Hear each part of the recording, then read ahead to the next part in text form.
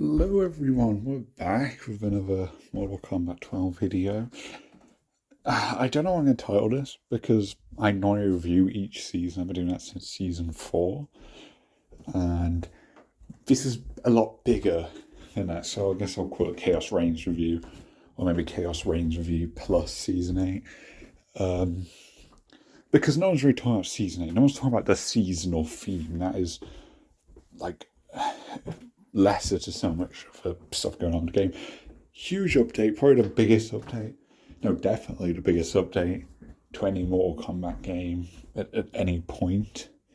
And I am a fan, definitely. I think it's a very good update. I mean, even Aftermath I thought was a great content update with the friendships, the new stages which were interactive in that game, so more props there. And they did extra stuff that I can't remember off the top of my head, but it was a big update with free content, right? And this has done the same thing. I do not like the story expansion DLC system, and I'll get into that later, but I think the whole thing of doing this massive update a year into the game's release, I think it's really good. It's a genuinely good system, and again, not a fan of live service stuff. I don't think games should be doing that. Just the general fact that because you go this route, now you've got single player content that requires internet connection, and you need servers running it, obviously. So when the servers die, this game and Mortal Kombat 11, two games I actually do really like, they're going to be borderline unplayable. I mean, Mortal Kombat 12 less so. But it's going to lose most of its content, which is a shame. But that's a long way away. I just think for preservation of these games, it's not going to be looking good in a decade or two. I don't know how long they'll keep servers up, really. But yeah, this season, I guess we'll cover the season first real quick. Good theme. I like it. The premise of, the evil Liu Kang, it works. The problem is R5 God Liu Kang's also a dickhead. So it's like, you're both bad. It's whatever, right? Like it's an invasions plot. The premise is better than Chaos Reigns' random premise. Maybe they should have done that. If they wanted a Titan character, I probably wouldn't better than Havoc. Albeit with the Havoc, the choice for Havoc as a villain, you get the benefit of all the Chaos Realm themed stuff, which is very refreshing for this game. But narratively, it's daft. Again, I'll get into that later. I'm not going to do an extensive story review because there's not much to say. But yeah, just focus on this season.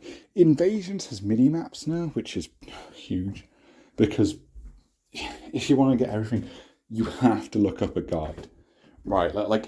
You're going to miss something otherwise. It's necessary to do so. So now you just have a mini map. It shows you where stuff is.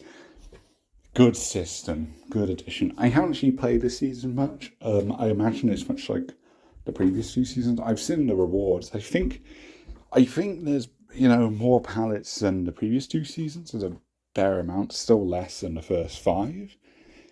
But it's more serviceable, especially an update that has so much more other stuff. So this time it feels justified. And I do like the skins. I think the colour palettes are rad. I mean, the Chronica beam, getting that back is sick, because that was a really good theme in MK11. So getting that's cool. And I like the whole palette system, where I don't know which is player 1, which is player 2, but one's got the Chronica colour scheme, the other's got the New Era Garrus colour scheme. And that's really cool. That's quite clever.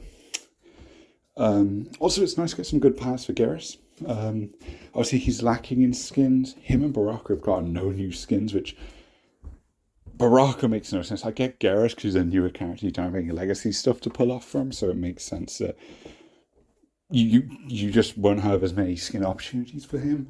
But Baraka, Jesus fucking Christ, give him an MK versus DC skin. Give him a Deception skin. God, there's probably more. You could just do MK11 skins. There's so much you could do with Baraka. I don't know. I don't know why it hasn't got a skin yet. Hell, a Chaos Baraka, they've got unique Chaos skins in this update.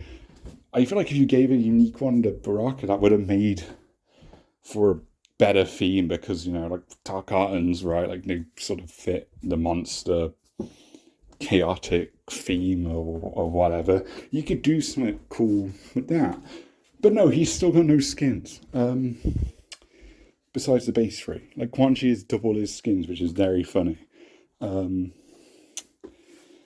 So that's a problem. It is new skins. We obviously got the pre-order ones, which are in the shop right now. I have them because I pre-ordered. They're good. Even Wedding Scorpion, I think, is pretty nice with a mask, and his alt colours are pretty nice. Yonke skins, sure. I'm only missing Rain and Reptile, and I don't get too much for the Yonke skins, but I might as well get them all now. I might as well. And then the noble ones here are MK9 Smoke, which is my favourite smoke design for a human. Cyber Smoke's just cooler in general. But for a human, that one's good. With the long hair, that gives him a lot more character than like the regular ones where he's just in a hood or whatever. But what the fuck is his hair? The mask isn't right. It's just... It looks terrible. Like, genuinely, it looks so bad for like one of my favourite smoke designs. I don't know how they fucked it up that badly. Like, the hair's too short. Like, there's no hair at the front either. It's like fully slicked back. It looks atrocious. It's almost like a mullet, I feel. And again, the mask is just wrong. Which, this isn't the first time in Daylight Sub-Zero comes with a completely different mask that they then just put in a seasonal shop. So I got scammed. I bought my 100 Dragon Crystals back, never mind. It doesn't matter now because we got replenishable Dragon Crystals, which is why I'll probably get this eventually. Right, like assuming every week it's just Dragon Crystals as the weekly reward in terms of time. Then I'll eventually be able to earn everything. Which is cool. That's quite a generous system. It's more generous than MK11 somehow. Which had very little premium stuff and had DLC skin packs. Whereas here, there's no DLC skins. The DLC skins are just in the shop. So it's quite surprising how much free stuff they give. Which I suppose plays into its favour. Like, ultimately, play the waiting game, you earn all the crystals. It's a better system than DLC skins. It's turned out to be better, I feel. And again, that's me assuming every week. Every weekly bonus is Dragon Crystals, which even if it's not, it's still going to commonly be a weekly bonus, surely. I can actually do it for just 1 week. But yeah, I mean, the costume below the neck looks fine. I mean, the trousers look like baggy trousers. I don't know how accurate that is off the top of my head. It just doesn't look right. It really doesn't. And that's a shame because I was like, oh, they should have MK9 Smoke. Because his hairstyle in the new era is so shit. It's so lame. Also, like, they've just got the wrong hair colour. Like, it's just really grey. Right, it's just like an old person grey instead of being like a more like brighter colour. I guess, yeah, brighter actually. Yeah, like more silver, I guess. I don't know. It's too dark of a grey. And yeah, that's about it for that. It's a shame. As I find, this is the first NRS era skin they're adding, and MK9 Smoke is a very good choice. Mind you, I'm sick of the ninja skins. Like, they've gotten so much. Like, this is obviously a distinct skin, so I'm giving it a pass. But, like, we just went through, like, so many fucking palette swaps, dude. There's 2 sets of palette swaps. Smoke is a 95 movie skin with no association with that movie. Which I assume Mac and Rain will get him at some point, and Noob. Which actually will probably rock it better than Smoke, but it's weird.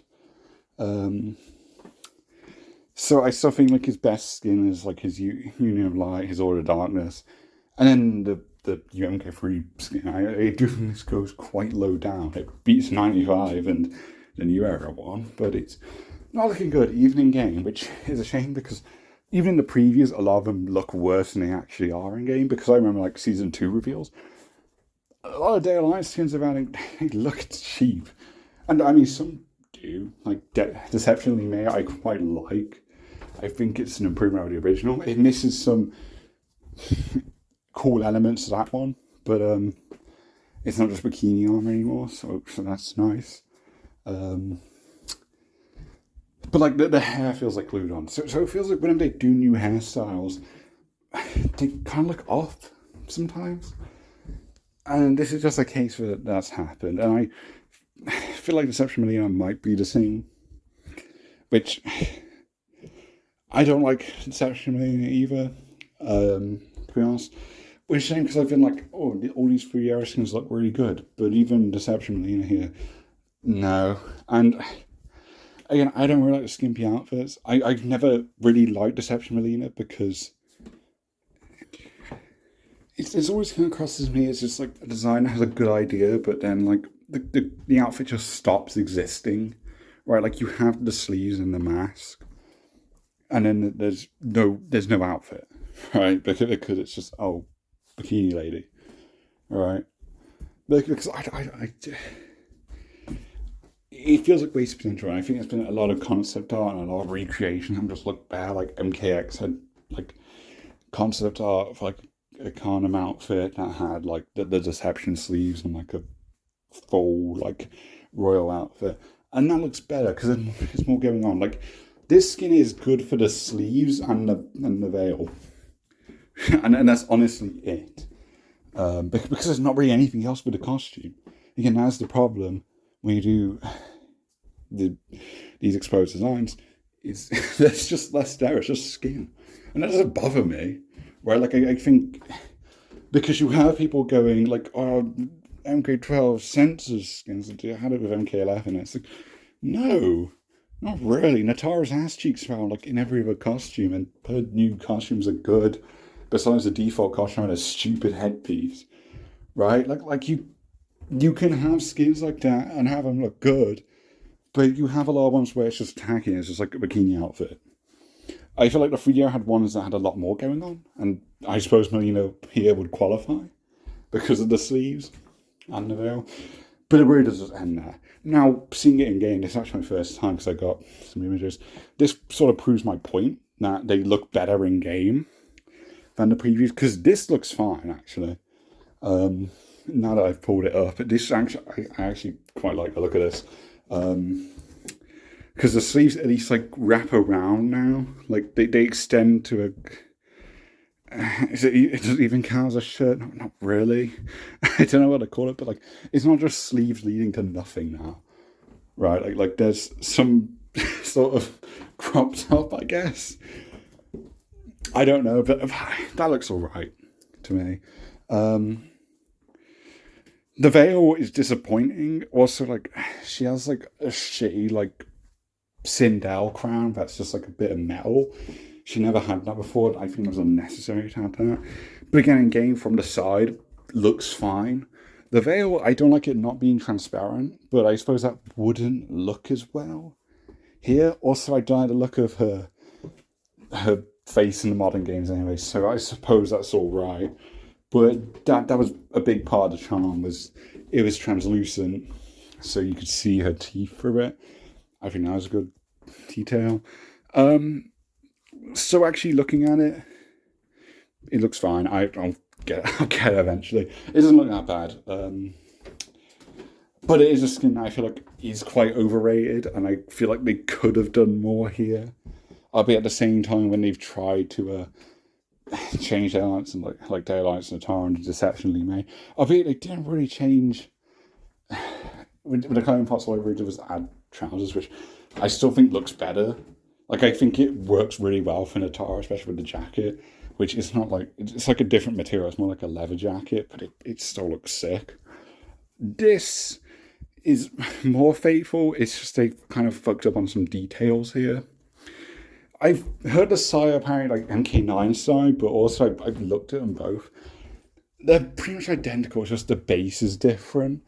But like the MK9 side is based on Deception side, it's just a slight difference, which so many things with these skins coming back because they're more detailed design. I mean, even the classic ones have altered things. That was just something I was going to change anyway. I think it's pretty faithful, the gear, having the dragon logo on them. I think that's a very good gear to have. The Sai aren't great as gear because they're too small of a weapon. Again, this game really should have like 2 gear pieces. I get like having a third one was redundant, but I feel like in MK11 everyone had like at least 2 good gear pieces. Types of gear pieces, that is. Whereas here it's just come together. And then for DLC characters, they opt to change more than one thing per piece, which is good because that means the gear piece is more noticeable. Like there's a bigger change. But it also means that you can't mix and match. So you can have like, for noob, there's like some with hoods I don't like, but a mask I like. Like the default, I like the mask, but not the hood thing. But I can't pick the mask for a different hood. That's a shame. But yeah, this was alright. I think I've gone on about these skins for too long now. But yeah, actually, it looks alright. I just feel like there's more potential with this skin. And it's more just, it's Deception Lee May, sure. Not Lee May, Felina. And that's fine. I'm not going to complain with something that's more faithful. But it isn't a skin I was too keen on anyway. But I do like the colours in game here. So I'll give it a pass. I was too harsh on it until I've just... Because what I do when I do these videos, I get the images ready. And I cut from MK9 Smoke to this, and I was like, actually, that looks alright. So, sure. It's definitely better than MK9 Smoke. MK9 Smoke just looks bad, in my opinion at least. I am a bit disappointed with the overall skins. I mean, there's one more, actually. There's this fucking thing. Bruce Lee reference, sure. But, like, we need a human Liu Kang skin. This design does not work on God Liu Kang. Yeah, that does not work at all. I don't like this. I'm definitely not interested in getting anytime soon. Do a human Liu Kang, please. This is an unnecessary skin. But at least Liu Kang is getting a premium shop skin. I assume it's a premium shop. Maybe it's not, because I don't know many people would want to buy this, really. But we'll see. Because we got Towers of Time, so maybe they just throw a free thing in Towers of Time. They have been quite generous. They have been very generous, actually. So fair play. But yeah, in terms of like premium stuff, I'm quite disappointed. Just because I wanted Deception Havoc. We know his gears here. I need that skin, man. I need it bad. With the skull face, which is my worry, it's just not going to have the skull face because look at Daylight Scorpion.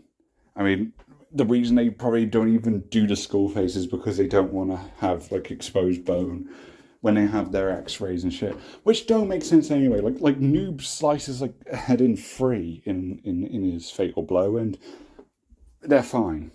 So I don't know why. I don't know why they have to be so strict about that.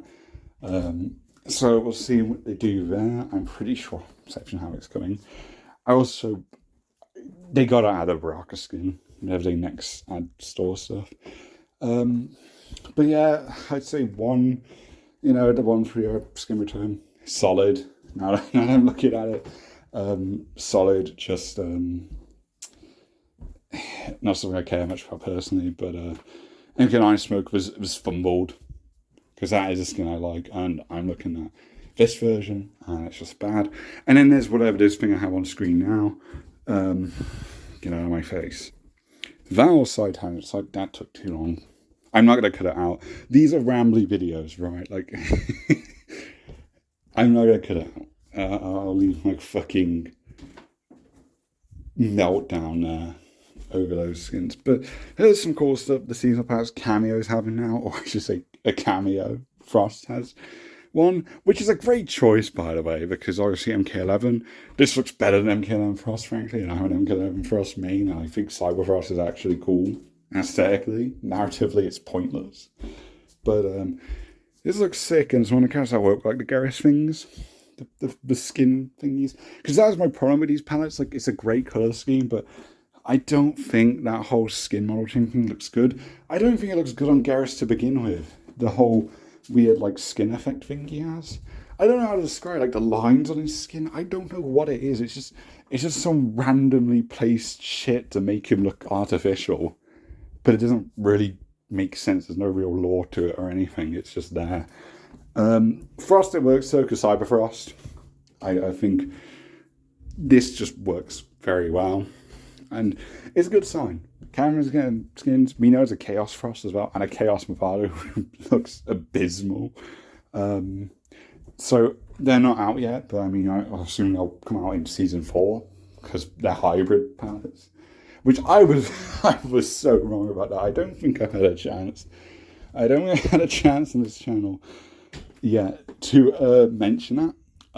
So I'll just apologise now. I was fucking wrong. I gave NRS too much credit. I gave him too much credit. And yeah, those palettes in Melina season, they actually were Chaos skins. The people were right. So only one cameo skin, which is weird.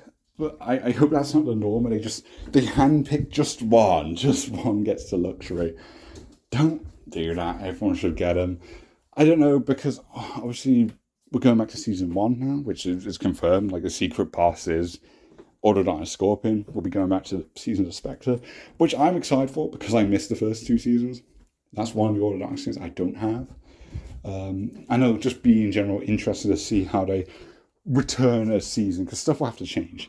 Right, the seasonal towers changed so much already. You've got to give DLC skins seasonal pass. And now, I think the standard should be that every cameo gets like 2. At least 2. I think that's more than fair. But yeah, looking at this is cool. I really do hope we get more. And when I next play Garrus, it's going to be very exciting because I'm going to pair him with Frost, and that's going to look sick. Also, it's a maskless Frost, which is a nice little detail.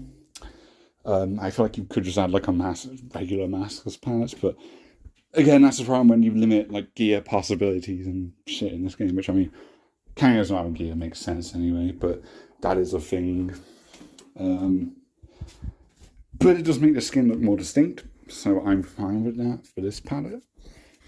By the way, because the Chaos Movado jump scare, it looks so bad. It looks so awful. Twitch drop skins. Why are we doing this? Okay, so they've done this before. I think there's like 2 ways. As a Switch player, I have 0 access to this. I even work towards the first set, because stuff like Onslaught, right? You need to get the rewards you needed to. Which, by the way, Onslaught's dead. I haven't made a video on that because who gives a fuck? Like, who cares? Yeah, glad it's gone. I mean, it's a shame there's a fucking mobile division, right? Shouldn't have been fired. But that game sucked. It was fucking big disappointment. I played in like the very closed beta, and it was still the most popular it ever was, which should be telling. Anyway, I digress. Basically, to get the crystals there as a Switch player, because if you can connect to your WB Games account, your Switch account, but Mortal Kombat 12 on Switch just isn't part of those connections. It's like other stuff, I guess, like fucking Hogwarts Legacy or something. I don't know, but not Mortal Kombat. But you could contact WB support, and he's like, okay, yeah, you've shown evidence that you own this shit, so we're gonna manually put it on your account. And I'm like, okay, sick. And I get the stuff. Here, you ask, and they're like, no, they're not. They don't work on Switch, which I know it very much can work on Switch. This is not a limitation with Switch at all. It's just WB Games. They're fucking stupid, and they somehow can't figure out how to get Mortal Kombat 12 to just connect to their games account system. And I assume you can't manually redeem them because they just haven't added these palettes to the Switch port. So there's nothing to transfer over. There's nothing to distribute. It's just not there. And this pisses me off. I mean, like, it's just purple and black palettes for everyone. So that's all I'm missing. And it's now like a mini Invasions season theme color scheme, I guess. But it's the thing. Purple Cyrax. Purple fucking Cyrax, man. Like, and I can't get it. Oh my god. It is just cyber smoke. It is literally cyber smoke. And like, obviously, I'm not going to play like smoke. Right, it's just Cyrax. But I really want to do noob smoke in this game. This is a game that has, assists. So you got teams of 2, and noob and smoke are both in this game, but neither are cameo. It's fucking stupid. This game, it makes no sense. And this, without having to just add smoke again, this time as an assist. Even though I think that'd work, I'd allow it, honestly, because Sector and Cyrus get this treatment where the cyber forms are on the cameo roster and they're playable. So it makes sense to do it for smoke, but obviously I'd rather take a unique name. As long as it's not a guest. Don't do guest cameos. But this actually just like cyber smoke. Right, so I could get some cool photos of noob and smoke. Yeah, smoke. Smoke racks. Right, get photos of them together. And if I do that duo, I can pick the purple colour palette as a noob smoke reference. And that's sick. And that's like the next best thing.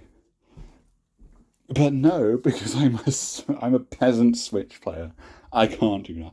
I'm unbelievably tilted about this. Like, it is going to haunt me. It's going to haunt me until I can get access to this skin, man. I don't give a fuck about the rest of it. Like purple black Serena, cool, but there's already a purple and black Serena. It's a pointless palette. Just give me fucking purple Cyrax, man. Come on. It's so dumb to lock that away. So dumb. I need purple Cyrax. I know a purple Sector as well. I'll probably do that anyway, because in the files there's even more. There's Rain Frost. Frayne, I suppose. Which, yeah, like it doesn't fit. But the thing with cameos, and this is why, like, cameos get so little palettes, and you're locking away, like, I mean, now we're getting some seasonal stuff with Frost, but it's like, this is like the first instance of adding new palettes, and they're going to lock most of the new ones available right now to Twitch drops, which if you're a Switch player, you get nothing. Nothing. And there's no workaround. You just can't get it. Sick. Okay. And these aren't great because they don't fit any of the characters. But it doesn't really matter because the whole thing with the palettes for cameos, frankly, like the shit like seasonal palettes that don't fit most of the roster, they'd work well for cameos because then you can get those two, the same seasonal palettes, and put them together, and then you have a guaranteed fit no matter the character pairing. They do aesthetically fit then. So just any palette, even if it doesn't fit their character themselves, you can pair it with a character like for example, these purple skins. Pair it with Rain or just any purple character. But no, you just can't do that. Because they're not giving me access to it. So this would be cool, right? Like, I think Twitch Drops is fine. I think it's a fine system to get bonus content, but you've got to make it available and everything, or else you're just taking the piss. So, yeah, not a fan of that. I think it goes to skin stuff. I mean, I'll still be talking about cosmetics. Like, most of these updates are just cosmetic stuff, right? So, what do you want me to talk about? Gameplay? Like, come on, we're not here for more kind of like gameplay. Don't be silly. I will talk about the characters. I will. But first, let me just go over the story real quick. So, I mean, when I played it, I skipped the cutscenes. But, like, there's so nothing in the cutscenes. I went back because I need to do the video. I need to do the video of, like, the best moments of... Not the best, the only good moments. And I reached hard for that video to get, like, a quarter of an hour out of it. Have, like, the 90 minutes worth of cutscenes now, which isn't actually that many. I'd say 90 minutes too much still, but for, like, a story, it's not enough. But yeah, I'd say it's like less than 15 minutes of good stuff, and most of that stuff I put in a video that was quote unquote good. That's just like some cool like fight choreography. I don't really give a fuck because this is a fighting game. I'd rather do the fighting myself. Like I don't care.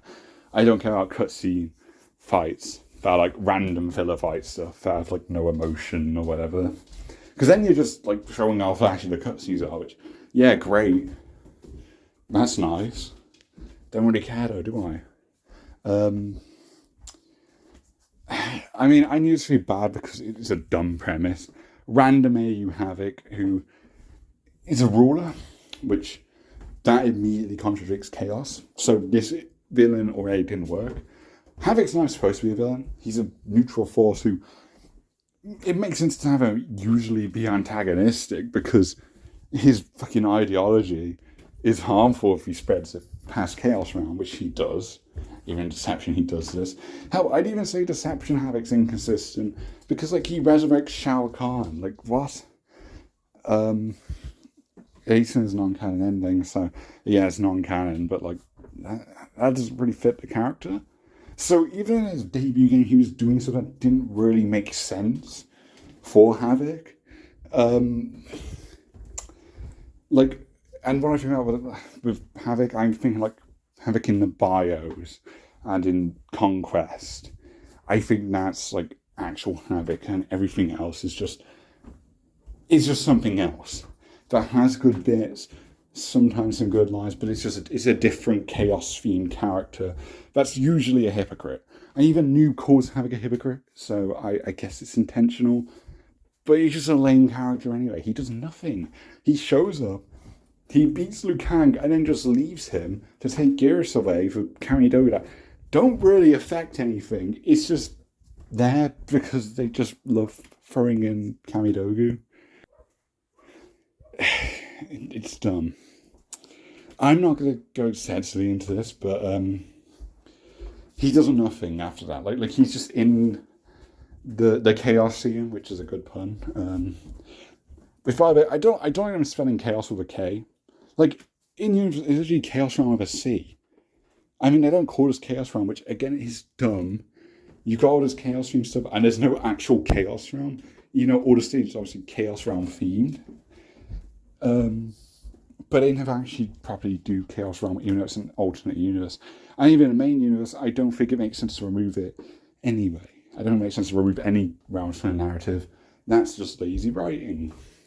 I don't know what realm it is. It might be the one realm. I don't know. They don't explain it. There's a random World War II Johnny who might be a different AU character, or he's in the same universe as Rain and Tanya. So this is like a universe that happens to be set in the 1900s. I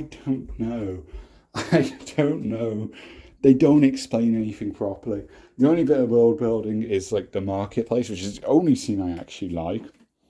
The only scene I actually probably give a fuck about, besides like the last scene, because that's just funny. There's like a Chaos Preacher guy. This fucking dude, best part, like fundamentally just the best character. And that's not a joke, that is not irony. I genuinely think he's the best character. He has the best chaos dialogue, because in his preach, he's like, it's not just generic, like, regular lines a character would do, but you've just inserted the word chaos into something. And it has no actual meaning. You've just used the word. You haven't gone on about, like, the philosophy of chaos and whatever. They don't do that because the writers aren't smart enough, or the writer, which I find really funny. This has not been received well. There's even someone on Twitter, who I don't even like anyway. I think they're a twat. But there's someone on Twitter who has started a petition to fire Dominic Chancholo, and it's got like hundreds of people who signed it. That's funny, man. I find that funny. I don't feel bad saying that. Because this isn't good. I don't think fire the man, but because there's more factors than just Dominic. I certainly don't think he's a good writer. I certainly don't really respect writers who use Twitter to establish quote-unquote canon information. But oh my god, I'm fucking giggling. This is just so stupid. I'm not even mad at this. But like, I just find it so funny because if you've been on the channel for a while, you know, you know, when we had like the fucking nightmare period of nothing but games, it was just these shitty, crappily made animated movies, which I despise. I detest them so much. I think Balaram's Snowblind, those are the worst two films I've ever seen. I'm not from a movie head though, so that doesn't say much. But I just hate them. I hate them so much. And oh my god, I got fucking harassed so badly for my Snowblind review. That got out of the target audience where people weren't happy with that. And this is just another Snowblind. It is just random shit happening, somehow less cohesive here. And very bad move, because this is a new universe, and you've barely fleshed out most of the new era characters. It's dumb. So you've got this, I'll talk about this Chaos Preacher guy, as I say. What was it going on about? I somehow gone from talking about chaos philosophy to this, right? And he's got like good lines about like how like fucking orders minions have been poisoning your mind, like your parents telling you what to do or whatever. I find that sick. That is so rad. It sort of falls off because he starts yapping on about how like only Titan Havoc can cleanse you or whatever.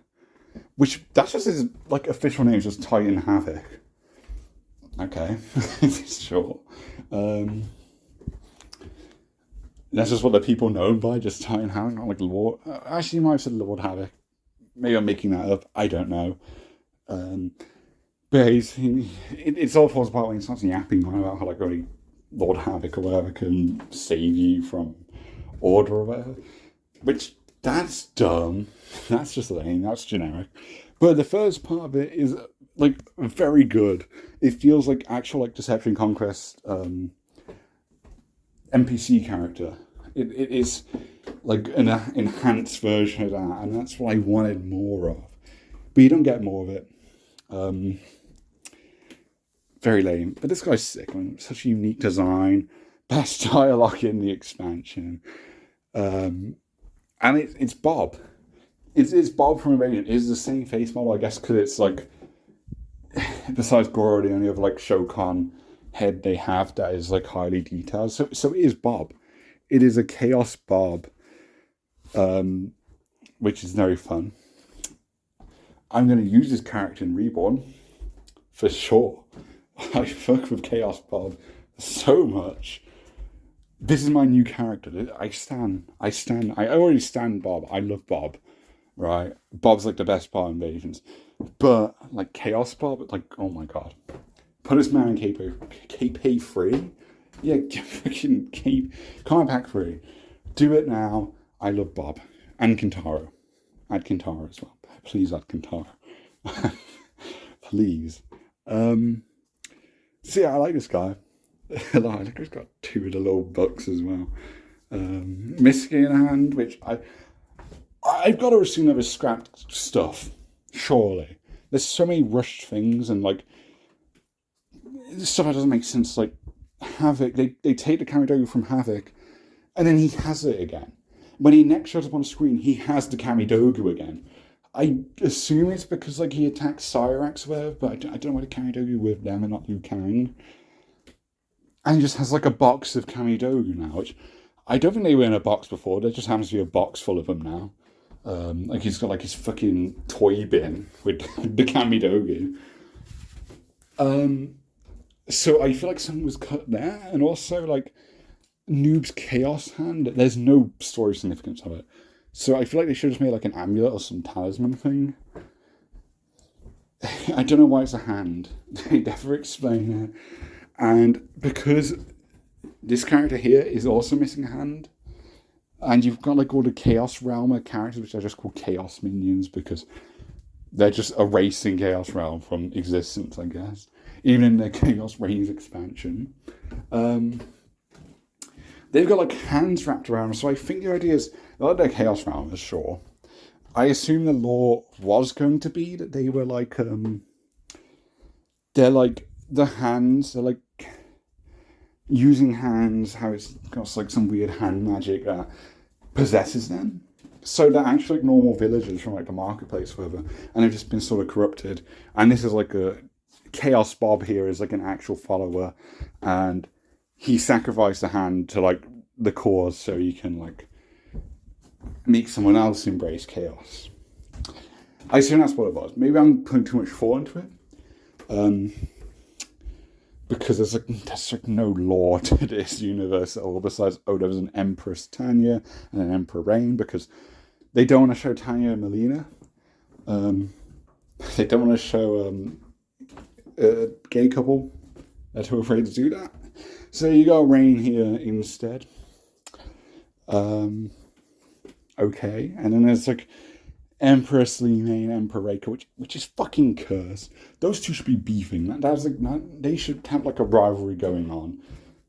And but no, in that AU they're like fucking tyrannical lovers because they just love fucking over purple characters by putting them with fucking tyrant characters. I mean, they did it with Sindel as well.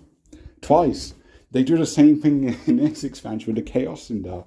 Because apparently, these Chaos friends are married. That doesn't contradict Chaos at all. No. It's just lazy. It's just incredibly lazy. These are just generic evil characters who will just splice chaos into their lives. They don't represent chaos at all. They don't say anything to do with chaos.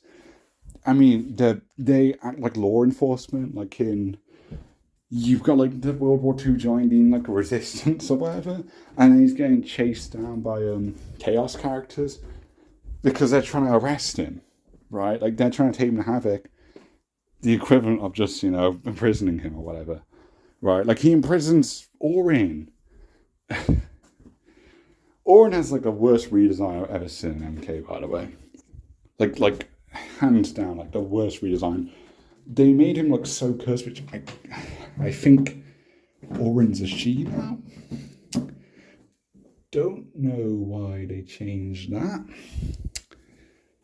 Because the dialogue gets really deep, so it sounds like a dude anyway. And obviously visually, I can't distinguish the dragon's gender. But what the fuck? It's so cursed. It's so terrifying. I don't know why. Like I know it. Even like Melina mentions like feeding bodies to Orin. Like what the fuck? What is going on? So I guess like it's meant to be like Orin's been turned crazy because of Havoc, but then you've got Tanya who like speaks in dragon language, which I guess that's a neat lore thing that they have their own language. That's so bare minimum there. And because she happens to speak dragon language, Orin's like, okay, yeah, I'll send you guys home. Because Orin can make portals, and that's how they escape the maze, which, sure, making a portal, that's Orin's whole thing. That makes sense. That aligns with, like, Armageddon. But, like, how Orin speaks, it's like, okay, it's not characterized like Orin. But it's like, okay, they're not insane. So, why do they look so fucking terrifying? What's the point of that? I don't get it. Gross. Also, I feel like they chose the wrong one. Like, Kara's the one known for being chained up. Do they think Kara's an evil dragon? I don't know. I don't know what they think anymore. I don't know why Orin's here. I think it's just because the gold dragon and Tanya's gold, and Tanya's whole thing is, praise Delia and Argus. Like, okay, whatever. Like, Tanya is so boring in this game, and Empress Tanya, no exception. We could have had some Talina content. We really could have, but no, here we are. Random AU Tanya instead of focusing on New Era Tanya, who is so underdeveloped. And then Rain, who gets development in his ending, and they could have used that in this expansion to show his character development because he's helping stop this crisis. Because the whole premise for the New Era characters that are going into this timeline is because they're prisoners. They're prisoners, so they're being sent on this essential suicide mission. So have Sector, have Cyrax, and then like throw in Rain as well. Maybe Havoc. Sure, have Havoc as well, because they're like prisoners and whatnot. And like Rain wants to like make amends, so he goes with him to help. And then you get that development. You get that progression, right? Because you set up him going on his redemption arc, pay it off, because I don't think he's in the next game. I'd be shocked if Reigns in 3 games in a row. That feels like a bit much. And I do like this reign. And you've got a great setup there, for once. First time since MK3, since his debut. And no, we just have Emperor Reign, who is just, oh, it's just goody-goody two-shoes. He's just a good guy now. Like, okay, fuck off. Die. Yeah, I'm glad he's dead. Because apparently he can't knock down a rusty door, so he had to sacrifice himself. This Emperor Demigod character, who, by the way, looks sick. Got the glowy blue eyes and has, like, tattoos, which I guess is meant to be, like, a Taven and Dagon reference. Looks good. Empress Tanya, it looks average. It's sort of whatever. I don't know why she doesn't have the glowy eyes. I think they just associate glowing eyes with evil Tanya now, which it doesn't necessarily have to be that way, because the glowing eyes just look cool. And MKX Tanya was not evil. She was perfectly nice and didn't really do anything wrong canonically. Literally did nothing wrong. She just wanted to save Adenia. But people act like MKX Tanya just never happened. It was not like it was just a traitor. For some reason. I don't know. What a mess. I've talked about this way longer than I should have. I was thinking I was just going to go, yeah, it's random, doesn't make no sense, and therefore it's bad. I'm moving on, but we're in it now. I'm in rambling mode. We're going. We're zooming. We're not zooming. We're going very slow. Are there any other characters worth talking about? I mean, I'll talk about Sark Sector and Noob when I get them individually. In a story that they're fine, I guess. I suppose. Havoc himself, oh my god. I just need him to stop. I need him to stop making Havoc a villain. I already talked about Havoc, but he doesn't work as a main villain. He doesn't work as a villain at all, really. He should be neutral to...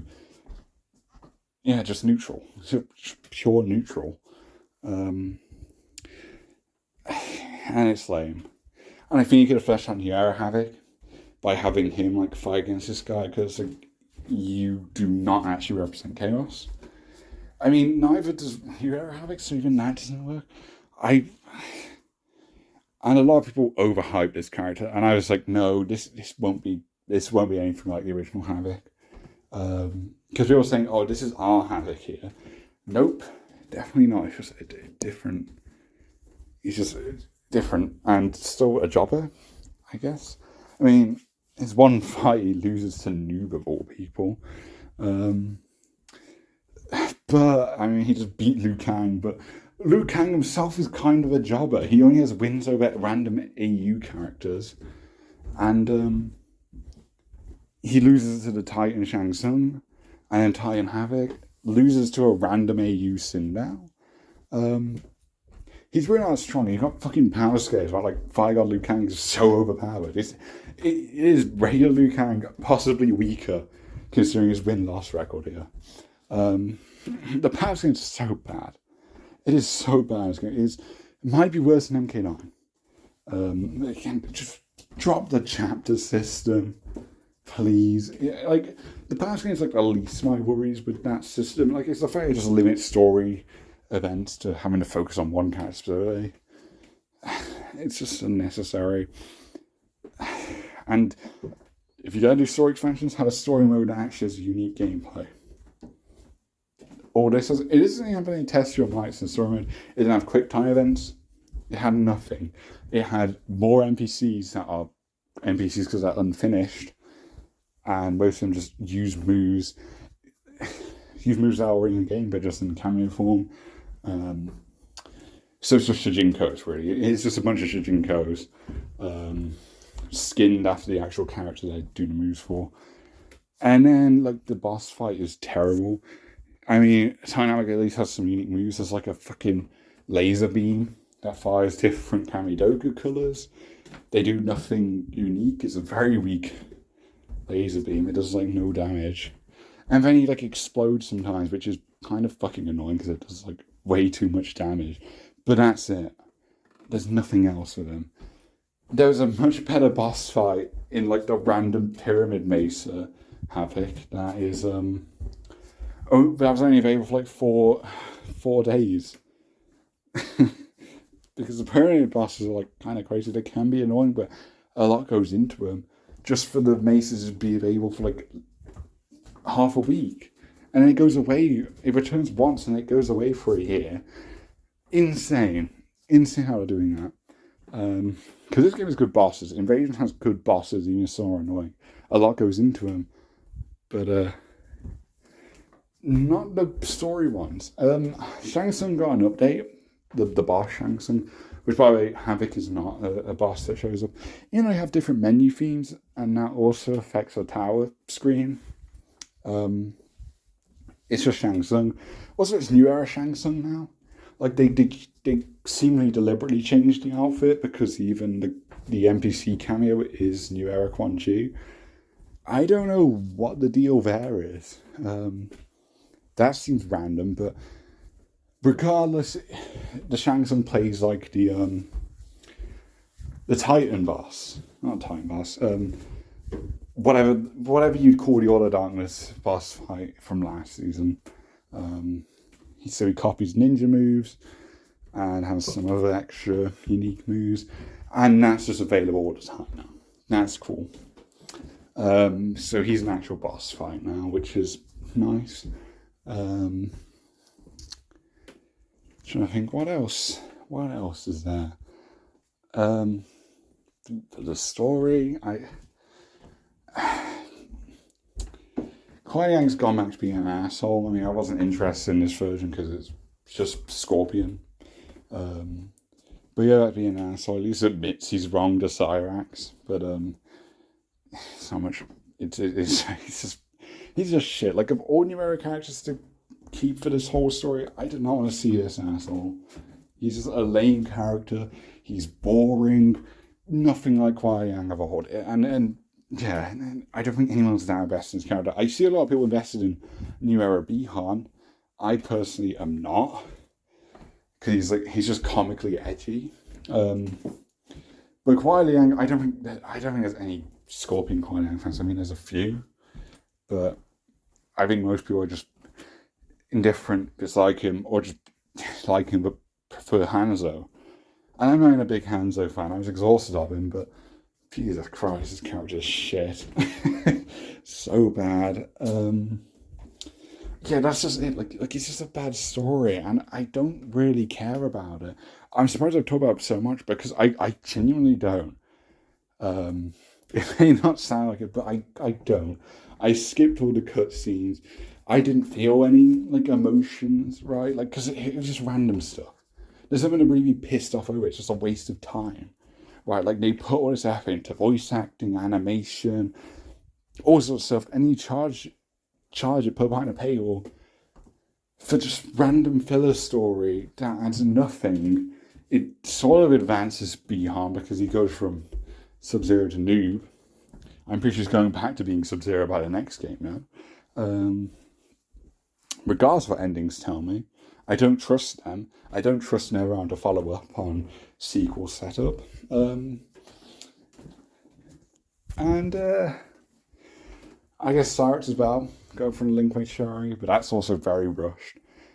Like, she's the first chapter, and she leaves the first time I've seen Cyrax, and she leaves the Link Way in the same chapter. Dumb. Very dumb. Is that it? Harumi shows up, she's cool, but she has like 2 scenes. And also there's the fact that Harumi and Kuai Liang as a couple, that's fucking cursed. Get that shit out of here. Thank you. Still waiting for that Harumi cameo. Coming back free, maybe? I don't know. I don't know what the point of this was. I just don't... I can't understand it. I can't understand the logic to do a story like this, where you're focusing on all this alternate universe stuff, which, sure, the premise is dumb, but I can get the appeal of wanting to do Havoc as a villain. It means you don't have to add another character, right? Because you can't just you can't just do Shang Tsung again, for example. So what are you going to do? Havoc, I guess, works. Because they think Havoc's a villain, which he's not. But here we are. But like, you could at least focus on Khaos alternate age. Like, we spend 2 chapters with 2 alternate universe characters we'll never see again, and one dies right after his chapter. So, real time waster. Pointless. Real pointless. I also find it, like, dumb. Like, you give Tanya Rain chapters because you can play as in the main story, but these aren't a new Tanya Rain anyway, so it doesn't matter. It doesn't make a fucking difference. You can make me play World War II Johnny and it would still be as pointless. I think that's everything. It's just, it is pointless. It does nothing of note. I think this is like universally disliked. I expect that to hate because I feel like a lot of guys are just fine with lapping this shit up. At this point, I'm just like, I'm so disinterested in the era where I'm like, okay, I'm playing this for the cosmetic rewards, so I'm skipping the cutscenes. And it's little habits in our cutscenes where I have to wait a bit to get the skip option. And I'm already in the next fight before I can get that option because it just cuts from one filler fight to the next. There's a lot of fights where you have this chaos pairing, and then the very next fight, it just swaps the pairing, so the person who's the cameo becomes the fighter. Fucking lazy. That is so lazy. You didn't have enough fucking filler characters that you had to swap the same ones around. It's just not interesting. Another thing, you have Yellow Palette Chameleon in Sax's chapter. That's your cameo, which such a random thing to do. Chameleon gets a talk finally. I think that's the first time ever. This is sort of what I should have been doing with cameos. I guess they've realised too late what they could have done. Where Chameleon is the focus of the chapter besides Sectoral. Very random. And it's cool to see a talk. Has some fun interaction with Sector, actually, probably some of the better dialogue. Does some cool stuff. But it's meaningless. And it's such a random character interaction. Where's my Reptile and Chameleon interaction? Right, like you missed the opportunity. You should have been speaking in chapter 7 or whatever Reptile's chapter is. Like, it's just too late. And it's like, okay, some personality to Chameleon. First time, since Armageddon, she was last playable. I'm not gonna like she was a nothing character before. She's a nothing character now, really, because it's just another Umgardi character. Which is a shame. Not even playable yet, and she's already been fucked over by the new law.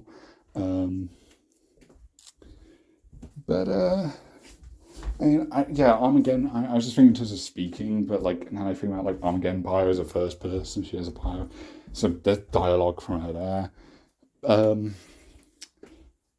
So I guess it's the second time, so I guess it doesn't really get that merit.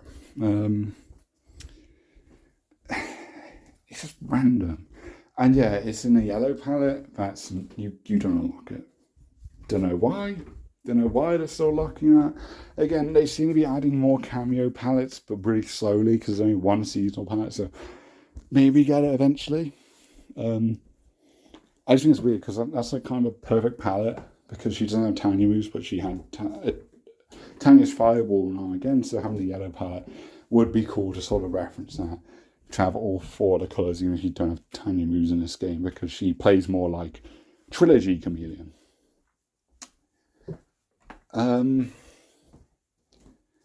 Yeah, I think that's it.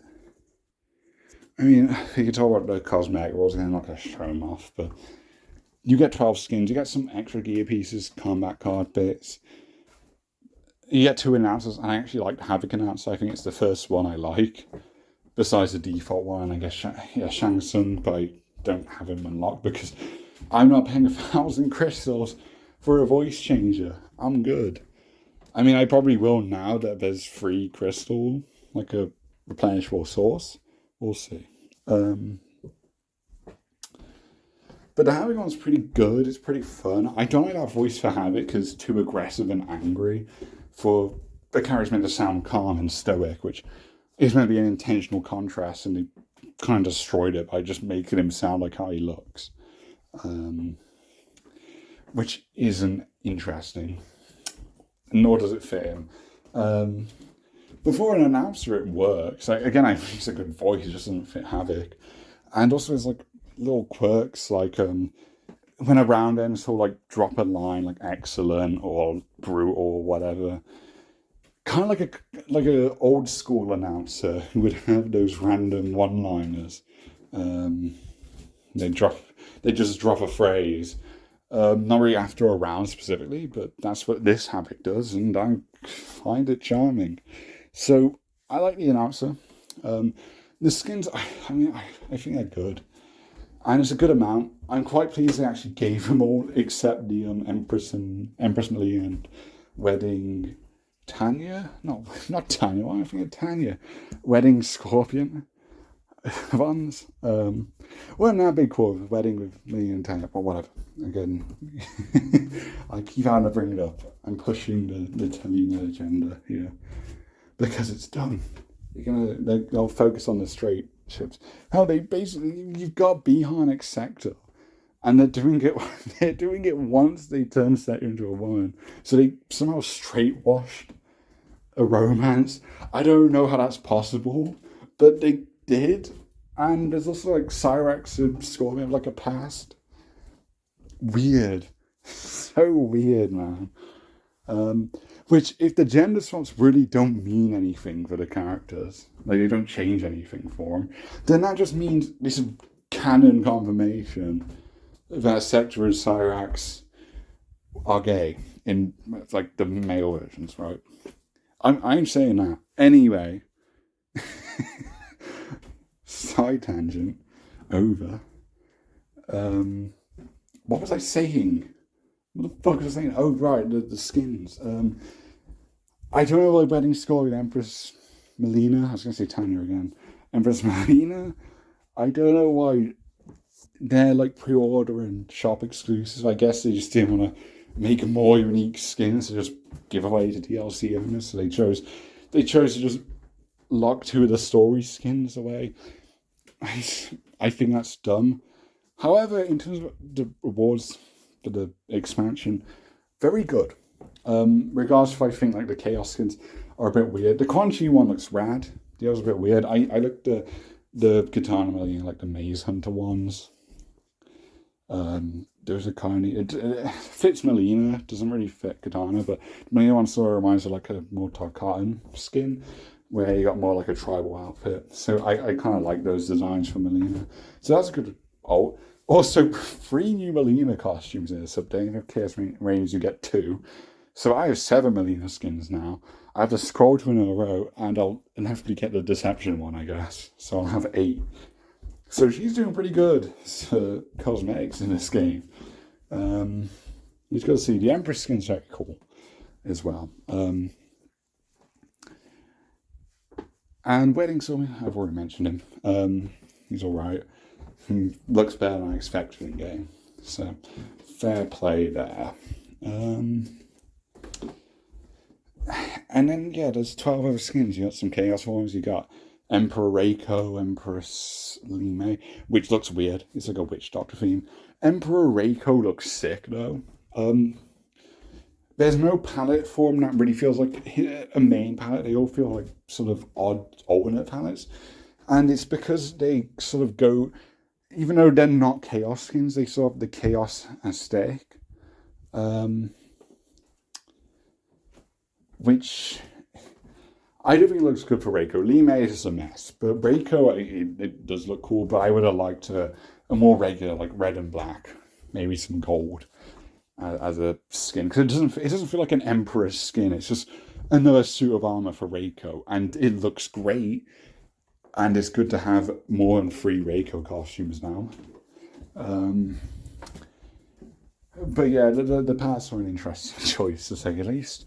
but I am a fan of it. I haven't been playing too much Reiko recently because he's the first character I got to level 35, so haven't really had much reason to. But definitely be rocking that skin when I do get back to him.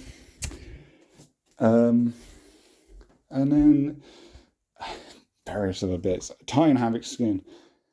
There's no red and black palette, which I kind of like the palette, but the colours just too weird. And then you got the gear with the silly headwear.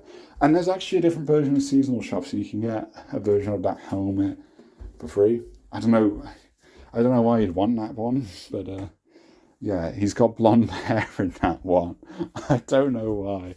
Very funny though. I'm just waiting for Deception Havoc, man. The only weird thing with the new skins is it's only 2 palettes, so you get the one color scheme and the player 2 version.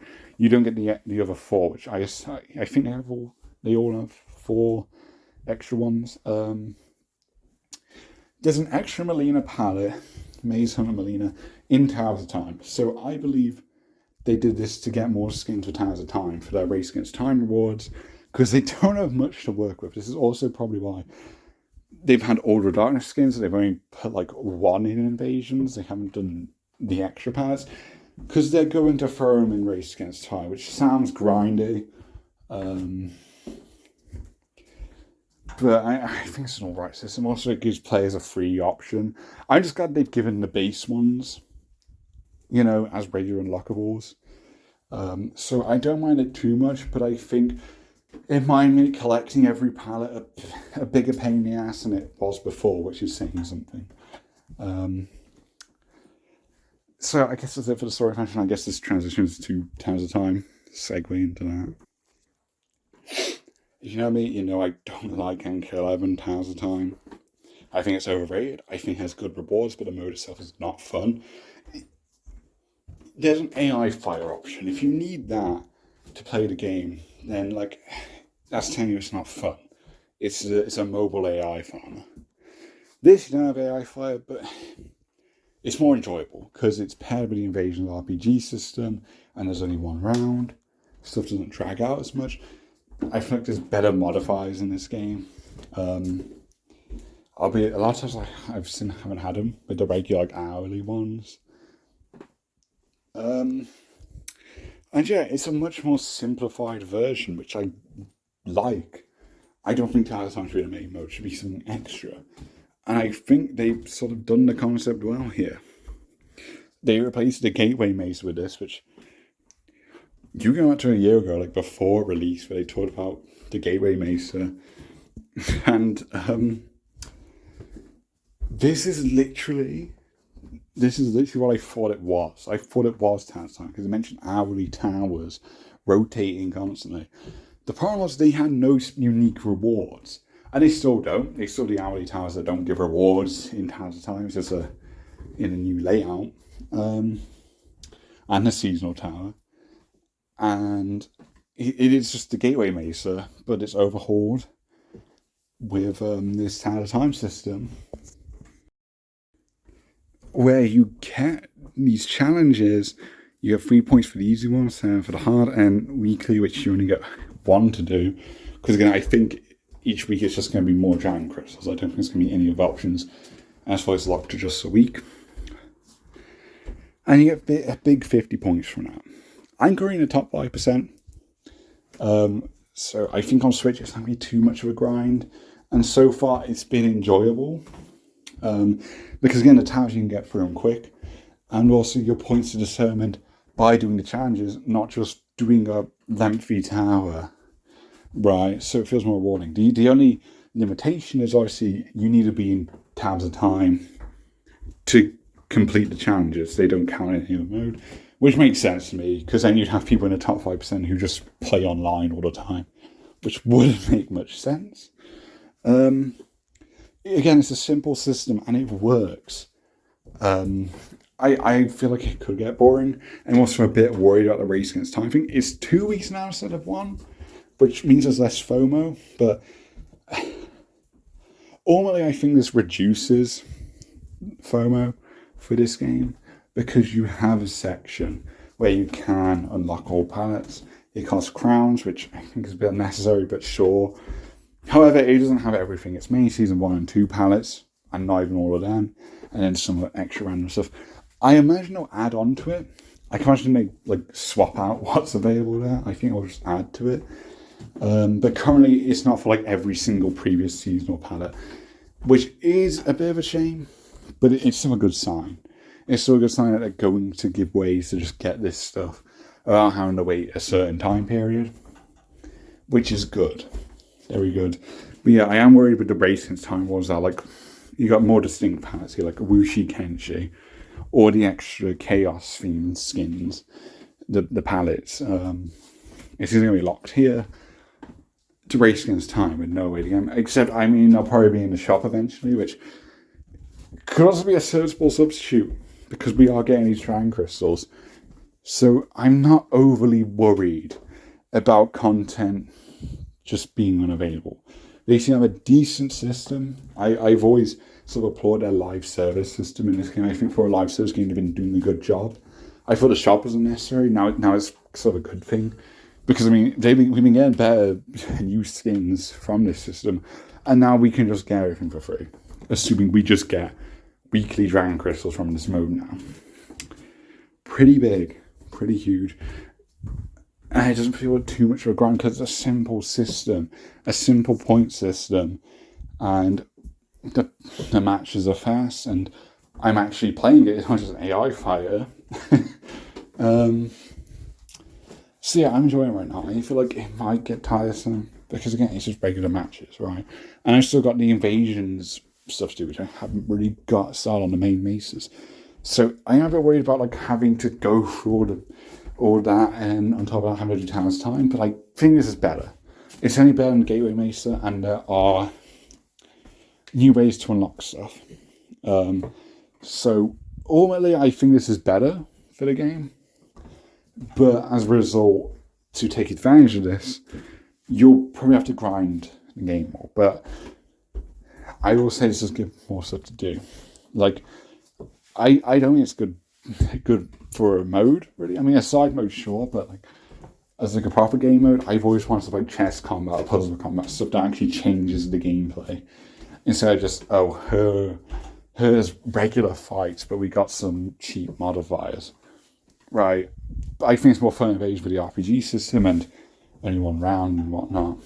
And there's some very creative bosses, which all comes over to this mode, and that enhances it, I think. But it's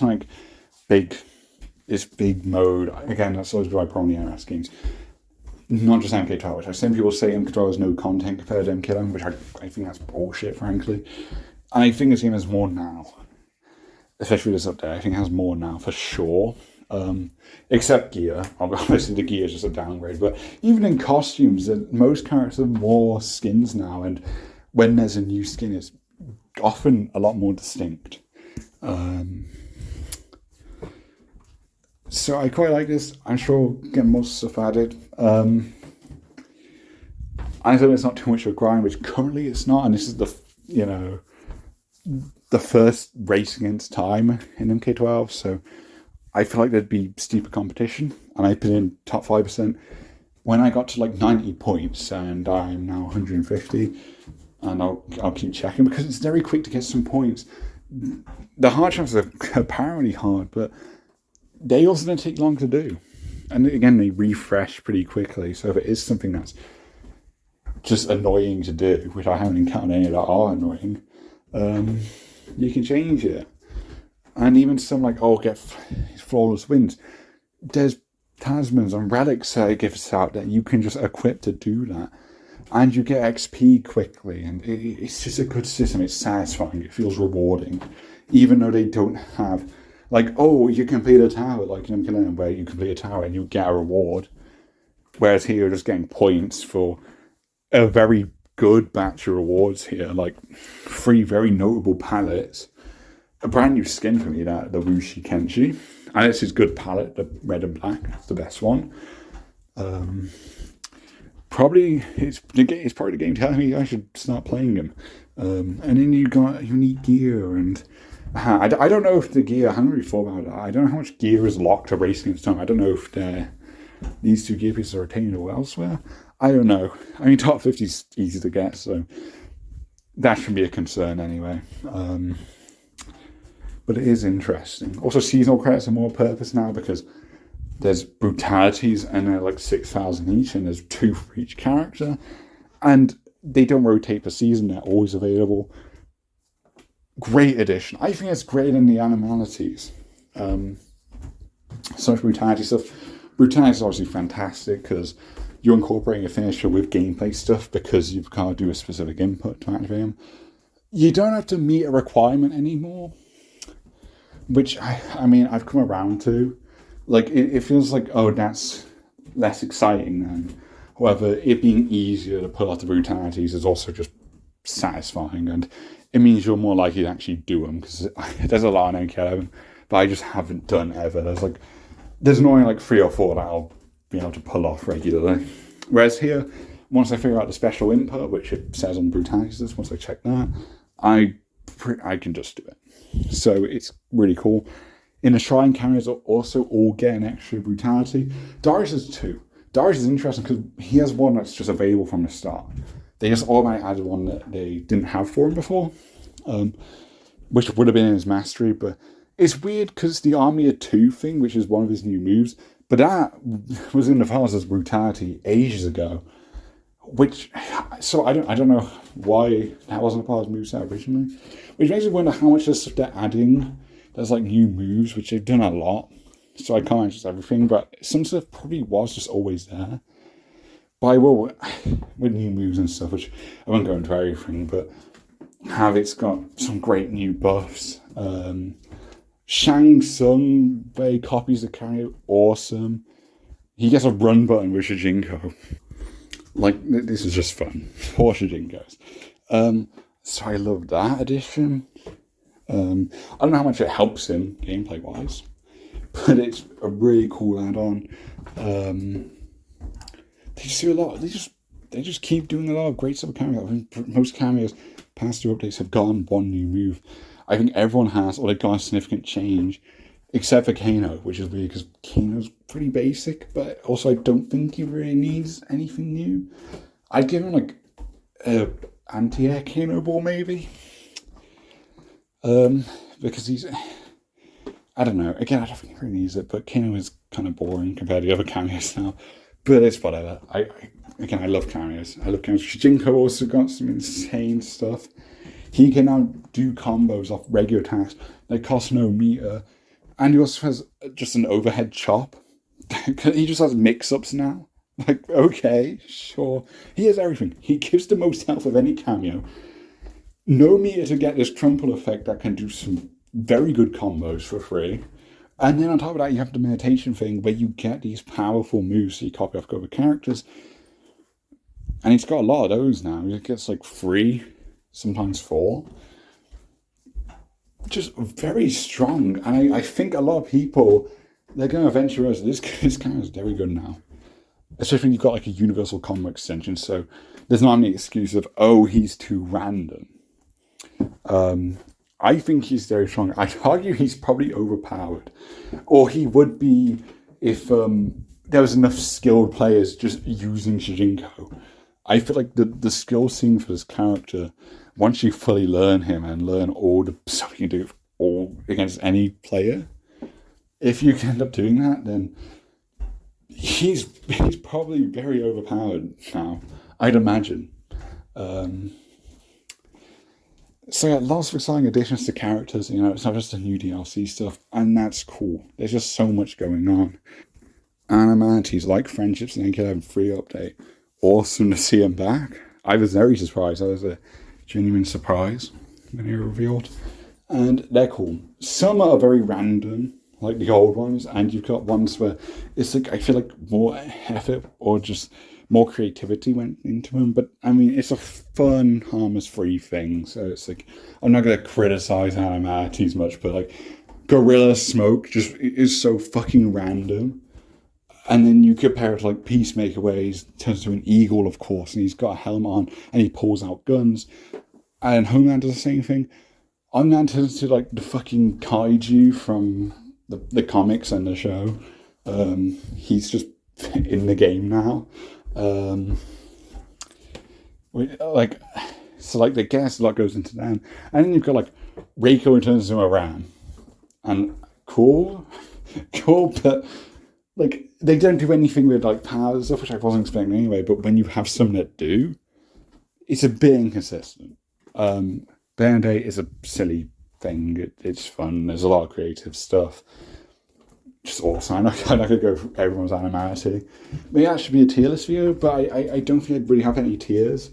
I feel like I'd have like a tier for ones that like are just, you got best tier, and you got the ones that fit the character, they're good, and you got ones that don't fit the character but are still cool. And I mean, there's none that aren't cool, I guess, or at least fun. So I got no complaints with them. Review of the Switch stuff. Nothing's that broken. I thought there'd be a lot more broken stuff, as they tend to break stuff in these updates, but there's not much. I thought we had a real game-breaking issue where audio doesn't work, which if you're a Switch player, that's just the default things getting fucked up. You gotta go to settings, accessibility, and then there's detailed audio feedback. That should all be at 50%. That's why there's no sound in the game, if that happens to you. So that's a fix for it. I don't know why it changes to 0 in the first place, but there you are. Comedy still pissing me off, just pissing me off my OCD. They've got like a timestamp now. That doesn't work. I can get why it wouldn't work for older seasons because I went tracking it. I assume by time they mean the minutes played. I don't think it's a time thing, but no, it wouldn't because it's Combat League. I think it's minutes played.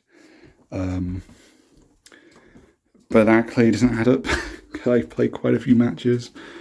You know, learning sector. Also, why is Season 7 before Season 6 still? I know that's a problem with the earlier seasons, so I don't really going to change that. I don't think that's just a Switch thing. That's just something that kind of bothers me. I wanted to show that. It doesn't really matter. And something I had for cameos is they have like a difficulty thing. I guess so, like the 3D era where you had like 1 to 5. Now it's just casual, intermediate, or expert. And again, I don't think it's that helpful. I think this is kind of unnecessary. Especially when you're going to have casual players who think, oh, I can only play these ones then. If I'm new or if I'm just casual and not very good at the game, I should just pick these ones, which isn't true. I feel like, and even then this is very subjective, so I wouldn't even recommend doing this either, but it'd probably make more sense to show which cameos have good synergy with this character. But again, that's very subjective. Right, like Darius has good synergy with so many characters, but people don't realize that because no one fucking plays Darius. Right, like Havoc Darius, Raiden Darius, fucking Sub-Zero Darius, Reptile Darius. You don't see those two as much, but they have great synergy. But speaking of Darius, something I don't understand here. Which, by the way, they let my fucking bug report on his beard expire. An update, and this isn't just on the Switch, they updated his beard. It's not just a goatee, it's a full beard now. I don't know why, and it seems to be like, it must be an intentional change. And I don't know why. Because Darius had a goatee normally. I don't know why they added a beard. I don't know why that changed. It doesn't really matter, but like, I don't know what's going on there. But the thing I was going to say, Darius is intermediate. That is fucking bullshit. That is so bullshit. He is expert difficulty. There is no way he's on the same difficulty level as Sonya and Kano. There is no way. No chance. Just like timing a twister kick alone takes so much, and you've got like to learn all the mix-up stuff. The army of 2 inputs just a pain in the ass to pull off. Like, he is an expert cameo. Like, he's harder than a lot of the characters they put in expert. Like, he's harder than Movado, I'd say. Kamini is also casual, which I feel should be intermediate because it has a lot of good tools that you can pick up easily. And not many of them are overly complex, but she's rotating between forms. So I wouldn't call her casual. So I just think this unnecessary thing to begin with, and frankly, I disagree with quite a few of these levels they've given. Darius is definitely not intermediate. He's a bloody expert difficulty. Anyway, it doesn't really matter. But I don't think it's very informative, and I don't agree with the information they've given anyway. So, bad change. But again, it doesn't matter. Also, on a matter, you can change the menu theme from the Chaos and the New Era theme, which is cool. Also change the intro, which is cool, like Havoc hijacks the intro. I like that. I don't like that character, but that is a very cool thing. And also the menu music change. The music's so good. It's so weird. I'm still not used to it. A modern Mortal Kombat game having good music. We had a good soundtrack since Armageddon. We really haven't. It's just shocking how good it is. So you've got another main menu theme, and that one's also good, and it's eerie, and it fits the Chaos theme. I really like it. I'll probably go back to the New Era theme at some point. I mean, I prefer the music there, and just like the menu aesthetics better. But what a cool addition! That is, they didn't have to do that. They went the extra mile there, because the menu covers a lot of stuff, like the shrine. That's also on the menu area. The customization area. The towers backgrounds are also connected to the menu theme. Very impressive how they changed all that for just the background, essentially. I think that's really cool doing that. Yeah, so the new stages are great as well. Obviously not interactive, but I like the themes because they feel like Chaos Realm stages. I like the giant slug in the marketplace. I feel like how I said, they should have just called it the pit. I feel like people wouldn't understand that though. But like, it's actually a pit. It's a big bridge on top of a void. That qualifies for a pit. I think it's the pitfall. The problem is I don't think people know that because I haven't done a new pit in so long because the pit's just become the MK2 pit. The pit 2. But actually in the arcade era, right, you had the pit 1 on Shanghai and you had the pit 2, which I don't know the lore of that, and there's no lore until MK9 just makes it replace the pit 1 in purpose, because it's on Shanghai's Island, despite clashing with every aesthetic with that island. But anyway, then you've got the pit 3, and that's the Shao Kahn's Fortress. That one's the best pit. And now I think we got the pit 4 with the Citadel.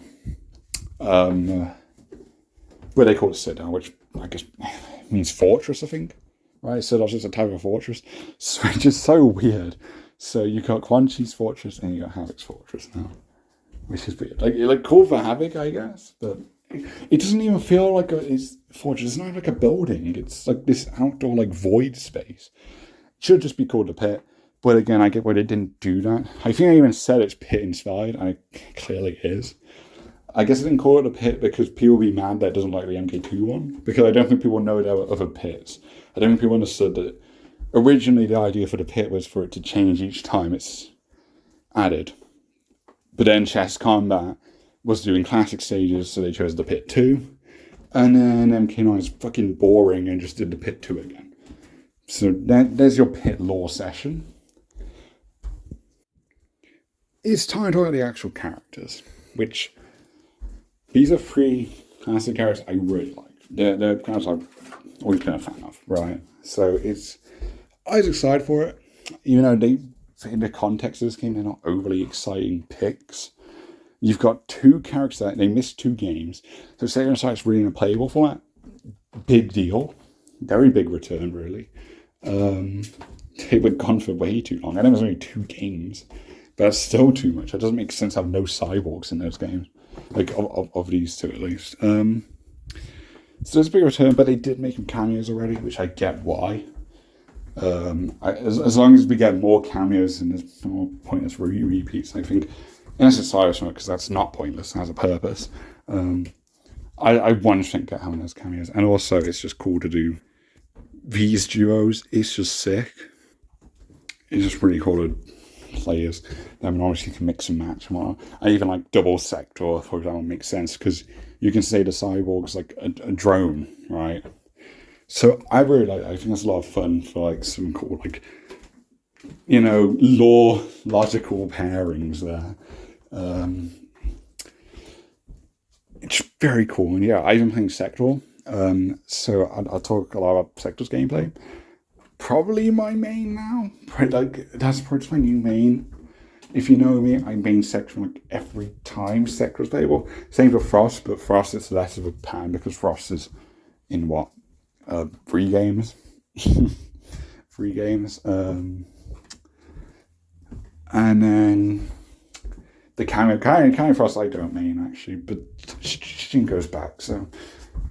And also like cameo pairs changed a lot. My most played in actuality, if you're wondering, it's Natara and Darius. Not as a duo. I haven't done that duo. I don't know if it's a good duo. That sounds fun though, I might try it. But like my most played cameo is Darius. My most played fighter is Natara. For very different duos. My most played character overall is just Darius. I've had the most matches with him. I will eventually overtake him because he's just so good, especially after the buffs. He's sick. And Sector might become my main eventually because I'm hopping between characters. I've gone through every character. I've given him a try for a bit online. To varying degrees, I've learned the characters, right? The only ones I haven't properly done anything with is Kenshi because he's such a hard character to learn, man. And then Omni-Man and Homelander because I don't really care about him. And we got 3 guests coming up in a row, so I guess it's the time for me to learn all the guests. I guess I'll do that. And I haven't gone started on Cyrex and Noob yet. I've only played them in their story chapters. Once I fully master Sector, I'll go to them. And by I mean their mastery. Not like mastered in terms of gameplay. Because as long as I get a good understanding of the character, I'm ready to move on, mix it up a bit, and then when I want to revisit the character, I have a greater knowledge, I can pick up the character quicker, and I can start learning new things. So that's where I like mix up the characters, also gameplay variety, also I want to experience everything in the game. I'm not some fucking boring one trigger like most of the player base who just pick one character and 1, maybe 2 pairings. I mix it up a lot. But yeah, I just been playing Sector non-stop, really since the DLC came out. And she's very fun. And she's probably the most, like, the least innovative of the new characters in terms of gameplay, right? Like in zoning stuff. Doesn't do any too crazy gimmicky stuff. I mean, she has, like, some levitate stuff. Uses her rocket thrusters to bounce around the place and shit. A lot of air stuff, of course, but that's not unique to this game. Because Air Combat came back, there's a lot of characters that do stuff like that. Homelander can just like freely fly, which is probably the coolest part about him. Even though you could have given Sector that, or Omni-Man, or Natara, you could have done that for so many other characters, but they chose Homelander because they needed something really cool to justify him being in this game. Sorry. I had to get some Homelander slander on my system. But she's just really fun. I feel like her damage might be on the lower side. However, I just found like a way to get 50% with Mataro. So I guess it's cameo dependent. So I'm not going to say, buff Sector, because I don't know yet. She's very much a competent zoner though. And yeah, I'm a little shit who likes the zone, okay? I like her with a good bit of range and then some combo stuff. And Sector's doing that. She's doing that for me. So I might mean her. I very much might. I just like the Air Force guys. They're cool. Because again, I play Natara a lot. I'll probably like Homelander, admittedly, once I start learning him. Right now, the only reason I use him is for a practice mode punching bag. But Sector's real cool. I like the special moves. It's great. The combos and everything. I've got no complaints besides maybe the damage is too low. But again, I feel I don't want to say buff her because I feel like she has some real strong duos. Like I'm just finding out Mataro and Kung Lao also will give. I think Kung Lao gives even better teleport combos. So I don't know, but she's very cool. Narratively, I like her personality. I like the whole, he's very smart. I've got like this scientist vibes. I like it. I like it a lot.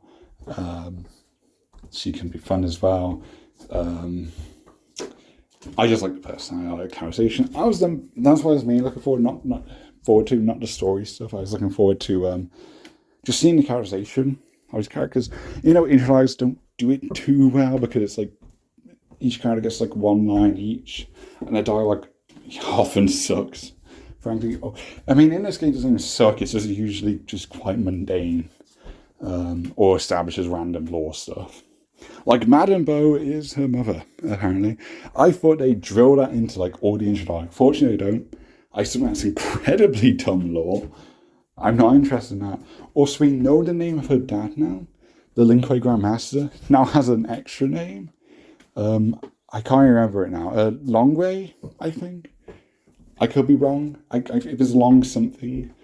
I can't remember. So I guess that's like the game's name for the Grandmaster now. I don't know. Sector herself doesn't get a canonical name, which I find weird, especially in a game where like they try and give Rain a name. I find it weird how Sector and Cyrax are still just Sector and Cyrax. I don't mind that. Absolutely not. I just find it weird. In story mode, she's probably the best character in it. My one problem is the Bihan and Sector stuff, which I don't mind them as a pairing. I don't mind them as a couple. Even how they're written here, I don't fully hate it. Again, I find it weird how it's just straight washed. Like, and I try and look past that because, Sector Gen should dictate the quality of the pairing, obviously. Like, I'm not going to give it an easier time if it was a gay ship. But just the concept in general, I think this isn't a crack ship. It makes sense. I haven't really interacted at all, but they already had a lot going on. Much more in common than Bihan with Serena. I'm frankly glad they did this over that. Was not interested in seeing that, especially as asshole Bihan. It wouldn't work. But that's not my problem. My problem is this version of Bihan. He's just power hungry just cause. And he's just like really edgy and really angry. It's a shit character. It's really lame. Again, if this was like Noob's character, it'd be fine. Because again, I think Noob, after he's not like mind controlled and shit, he's cool. And it's kind of like Deception Noob, where it's like, he has his own agency. That's cool. The problem is the context that this is just Bihan. This isn't a corrupted version of him as Noob. Noob is just the same character once he's off the chaos juice, right? Like, that's just Bihan. That is not Noob. That, in the context of this game, Noob's characterization is just Bihan, which, I was on about Sector, but I guess I have to talk about Noob as well. Noob's enjoy, like, there's some stuff that's just chaos and like, I've been perfected, which I think there's like 20 different lines of dialogue here. It's over 10. It's at least double digits. They mention it so much and just shut up. Please. And then outside of that, which I'm glad he's not just this yapper who's just like, Havoc's great, I love chaos. It's right, like even this version of Bihan's more interesting than that. But the rest is just Bihan. It is just more Sub-Zero dialogue because there's no distinction between non-corrupt Sub-Zero and corrupted Sub-Zero. Right? There's no distinction because they just established that Bihan's an asshole. I think this has finally highlighted why making Bihan an asshole does not work. He's a character who gets corrupted. And this game has perfectly shown why that doesn't work, because then the characters are the exact same. There's no distinction between Noob and Sub-Zero Bihan, right? There's no distinction as characters. Now, I think there's like some vague thing that he might like more aggressive, but he just comes across just like Bihan, like Sub-Zero Bihan. They just come across the same. But like, because even the voice actors like, Sub-Zero's, this more neutral character, and Noob, you just get to be fully evil. And there's no difference between them. So I guess the idea is that Bihan and Sub-Zero is more neutral, but they don't reflect that. They're both angry assholes who want to fucking dominate the world. And it doesn't make sense for Sub-Zero Bihan. It makes sense for Noob Bihan. Right? He's had those ambitions once he's no longer anyone's servant, right? So if this was, like, if Bihan was, like, characterized well as Sub-Zero, and then they used this version's characterization just for Noob would be very good, actually. I think that'd be quite refreshing. But no, it's just, it is good characterization for Noob, just with bad context as Bihan. And I guess Sector's working with Noob anyway. And that's sort of the problem, because Sector herself is more of a neutral character, which I wanted. I wanted that more neutral leaning, because I don't think it makes sense for a human Sector to be evil, because Midway Sector, that is, we don't know anything about Sector the person now. We know he was loyal, the first subject of Cyber Initiative. That's why he's become the cyborg fanatic character, right? And that fits him, because it's based on that little bit in MK3. I think that's a good logical extension that NRS ended up making. Even if MK9 Sector is just like generically evil. Past that. But yeah, this one has a lot more depth, and I prefer that. That's what I want from Sector. Again, I like her here, but it falls apart because Bihan is just such a comically evil asshole, and she just supports everything he does. He's an idiot, and Sector's a fucking genius, and Sector's just like, okay, let's do your plan. It doesn't work well. I'm interested in where things go. I hope Sector's in the next game. I'm usually fine with dropping characters and bringing more ones in, but I want to see this continue. Sector and Cyrax. You can justify it as with their base roster now. Like, they've been gone for a while, and I think there's more to do here than, they were just in AU storage match stuff. There's more to do. So I hope I see this character again soon, because I think there's more going on. Albeit, I feel like if we're going to follow up on what the ending said, then you're just going to get an evil power couple. And that's not what I want, but it feels like it's going that direction. I don't want that. That is my one criticism, which again doesn't really affect Sector, because they don't even interact with Bihan that much, because Bihan fucks off to Havoc's timeline for some reason, because he's just angry at anything. And then, he gets turned a noob, get restored, they have like a cute moment, I guess. Kind of cursed, but then that's sort of it. And yes, that's sort of reasonable. And Sector also one of the many characters who calls out Liu Kang on his bullshit. Doesn't like Liu Kang, and that makes her more likable. It does. So yeah, I do. I am overall satisfied, but I do think that the romance for Bihan's a bit weird, even though I like the ship, and I don't think they've done too much wrong with it yet. It's just Bihan himself is such a terrible character that I just don't. It doesn't work. I don't think it can work with that version of Bihan. But we'll see. Right, there's not really enough for me to go on a verdict. That's just sort of the vibes I get. Because I don't like Bihan, but Sector itself, very cool. Now, I really like her palettes. Well, 3 of them are particularly stand out. I mean, the Chaos stuff's a bit weird. One's not available, but you get one for the story function. They'll probably save more for when Melina season returns, because that is the Chaos skins. But like the last tier one is like, it's just red. It's like the same red, I think, but then you've got like some green and an orange. And I like if it was like fully orange, that'd be cool. But it's just like some orange accents, and then you've got green like for the rope thingies, which is very random. I mean, she's got green glowy stuff, so it doesn't look too off. But I don't know, there's a lot of parts where they just randomly make characters carrot coloured. So that one's a bit odd. The others are cool though, particularly the black and red, and the white and red. Not white and red. Wait, yeah, white, red, white and red. White, red, and black. Those are cool. Those are cool old palettes. And I do like the gear. And there's some gear that feels like misses, but not for Sector, I feel. I think she definitely has weird ones, but I don't mind it. I don't mind it because you have the fully classic one. You covered that, and that's all I really need. You can get wild with the rest, and a lot of these I think do look cool, like the samurai helmet. Sure, that's sick. And you got some others that have pretty cool designs, and like Sector having like weird helmet shapes. That's not new. Look at his fucking Armageddon ult, right? So you got like one with like one eye, like this Cyclops helmet, and that's weird, but I like it. Sure.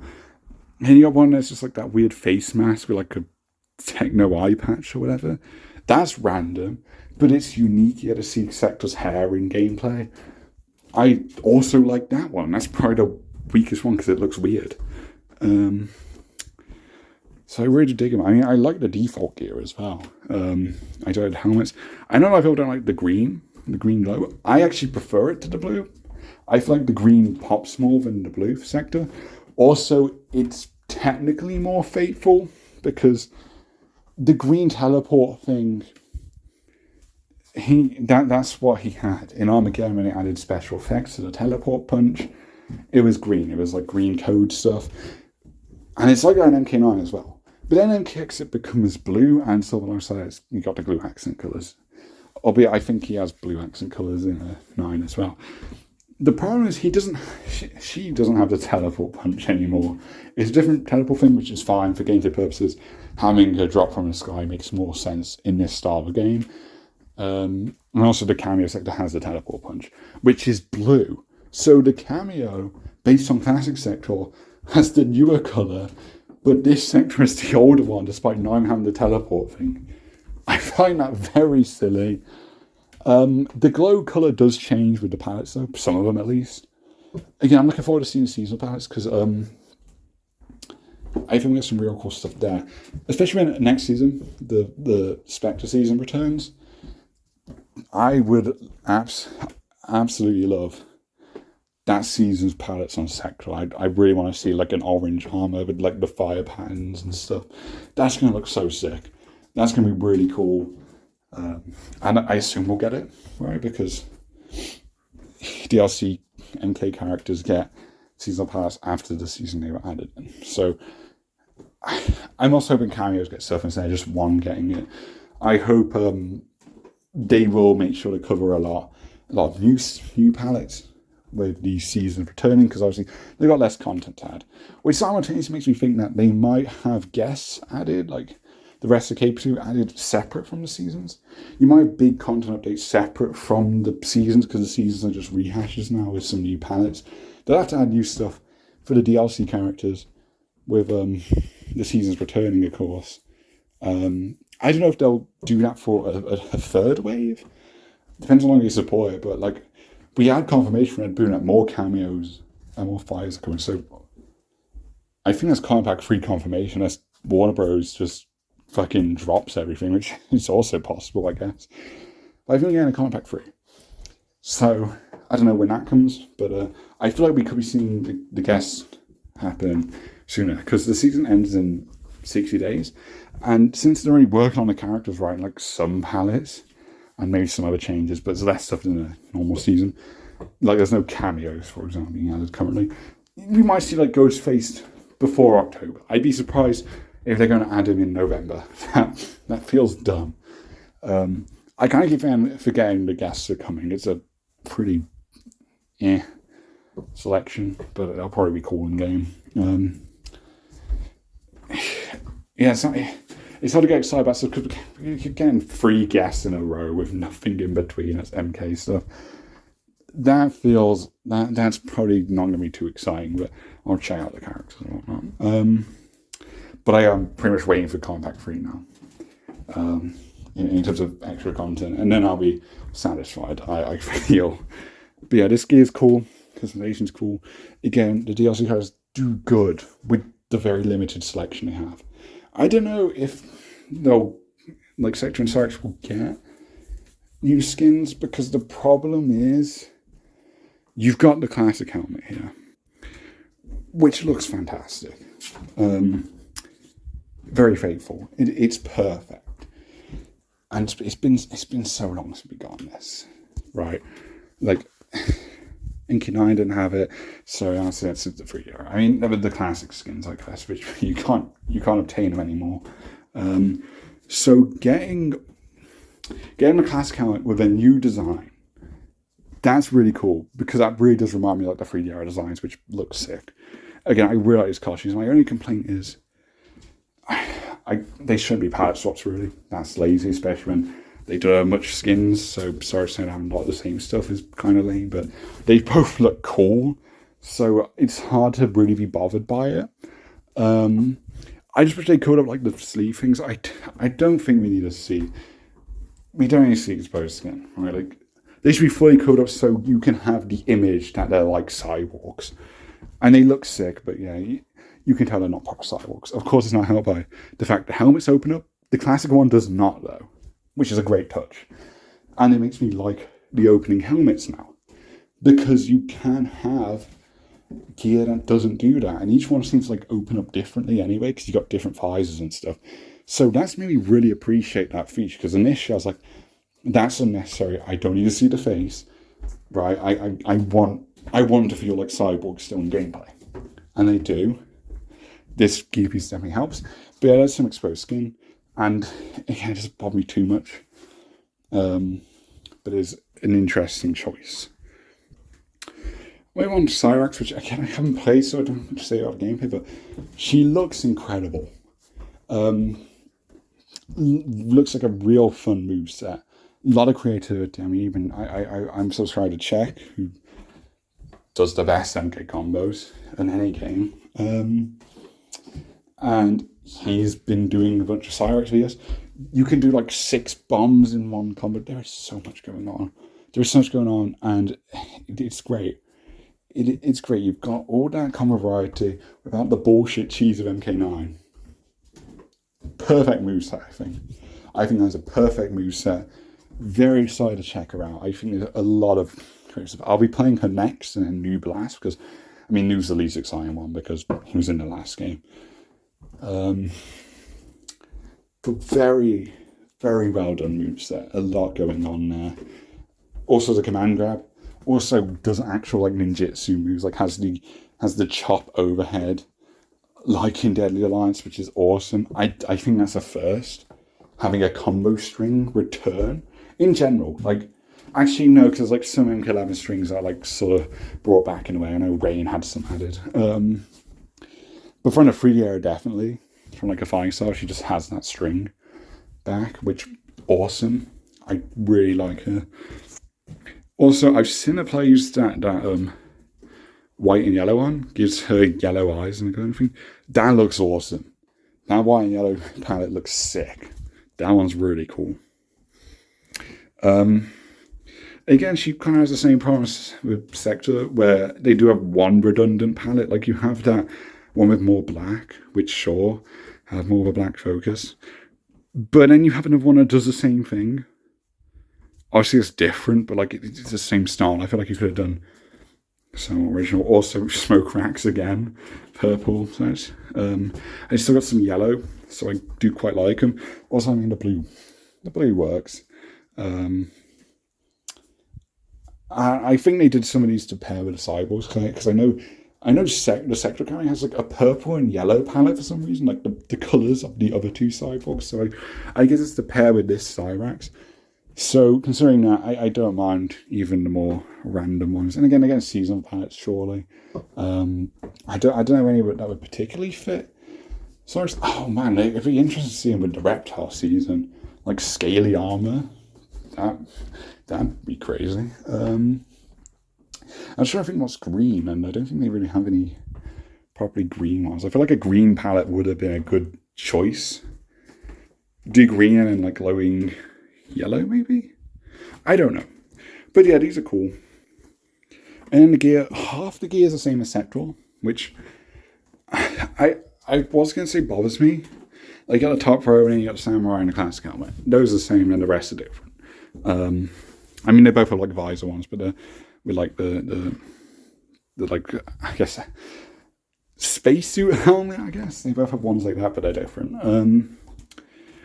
But I don't necessarily mind it, because these are good ones. I mean, the top three ones, I mean, the default one's great. The other two are a bit weird, so I don't know why they chose it for both, really. But I think I'd be absolutely upset if the classic helmet, obviously, but also the samurai helmet wasn't available for both. Those are just sick, so having them for everyone, that's fine by me. Again, it is frankly lazy, right? Like, pay DLC characters, and they already have way less customization, and get an extra Quan Chi, and if you're Quan Chi, you get all the drip, because Quan Chi is a perfect character. But it again just boring because they're cool. They're cool anyway, and there are some distinct options here. Again, for something that's a classic helmet. Also, MK4 gear. Shout out. Oh, MK Gold, really. Like, the old thing with, like, the helmets, like, come off, but she has, like, the eye thingy.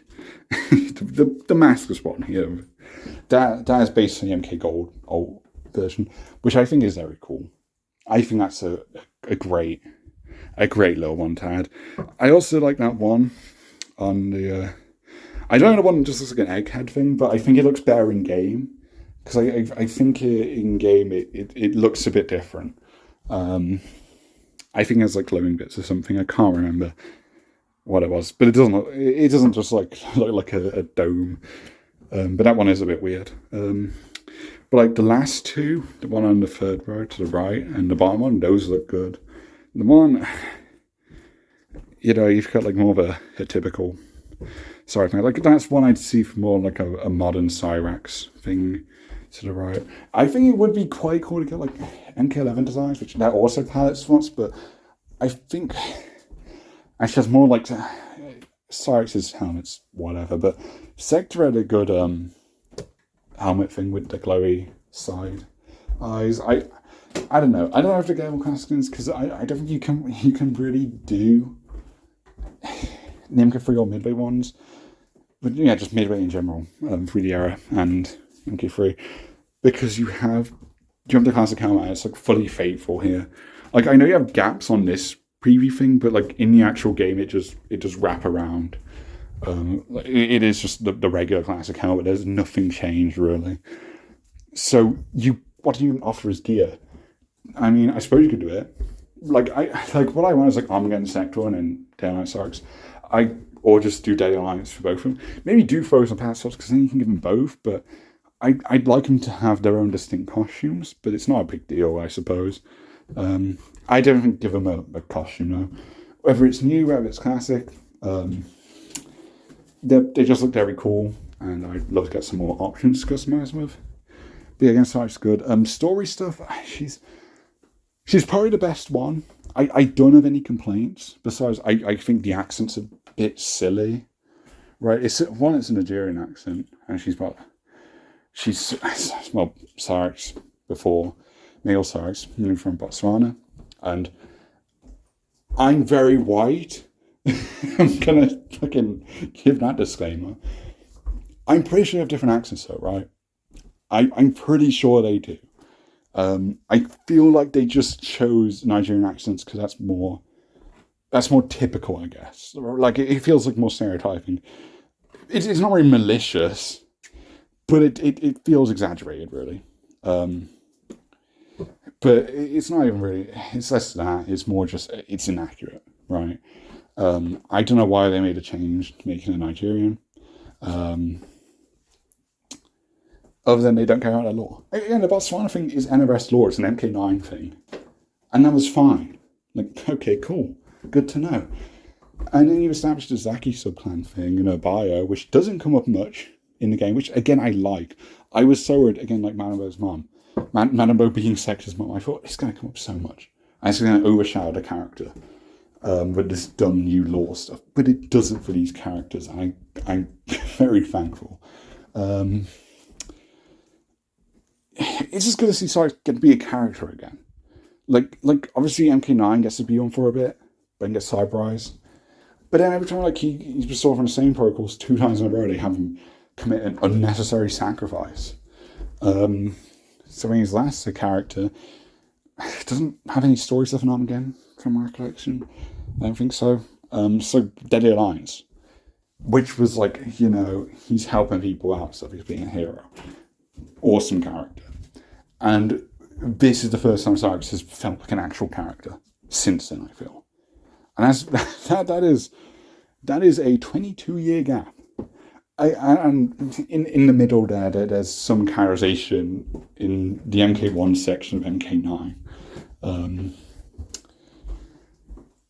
So it's just good to have that back. It's a new era change that makes sense. The Genocidals don't.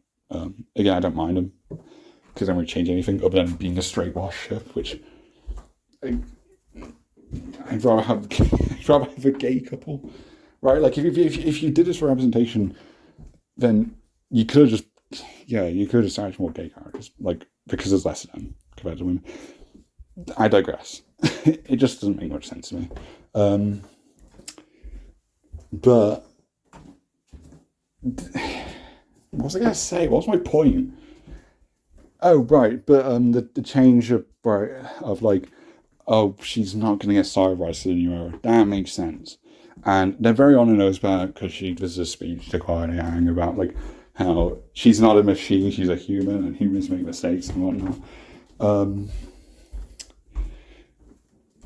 And that's like very basic wording, right? Which I'm not going to get too much into it, but I'm pretty sure this Cyrix is meant to be autistic. I don't know if that's a headcanon. I don't know if I'm reading too much into it. But there's a lot of traits, right? She's like restless in the cutscenes and in like some of her animations, right? And the accent.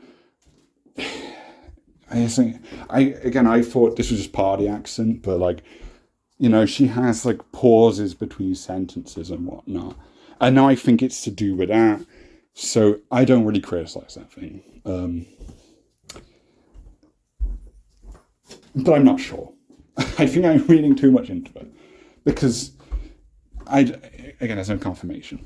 But NRS are subtle when they do want to do representation of stuff. So, again, I just figured I'd mention it. I figured I'd mention that.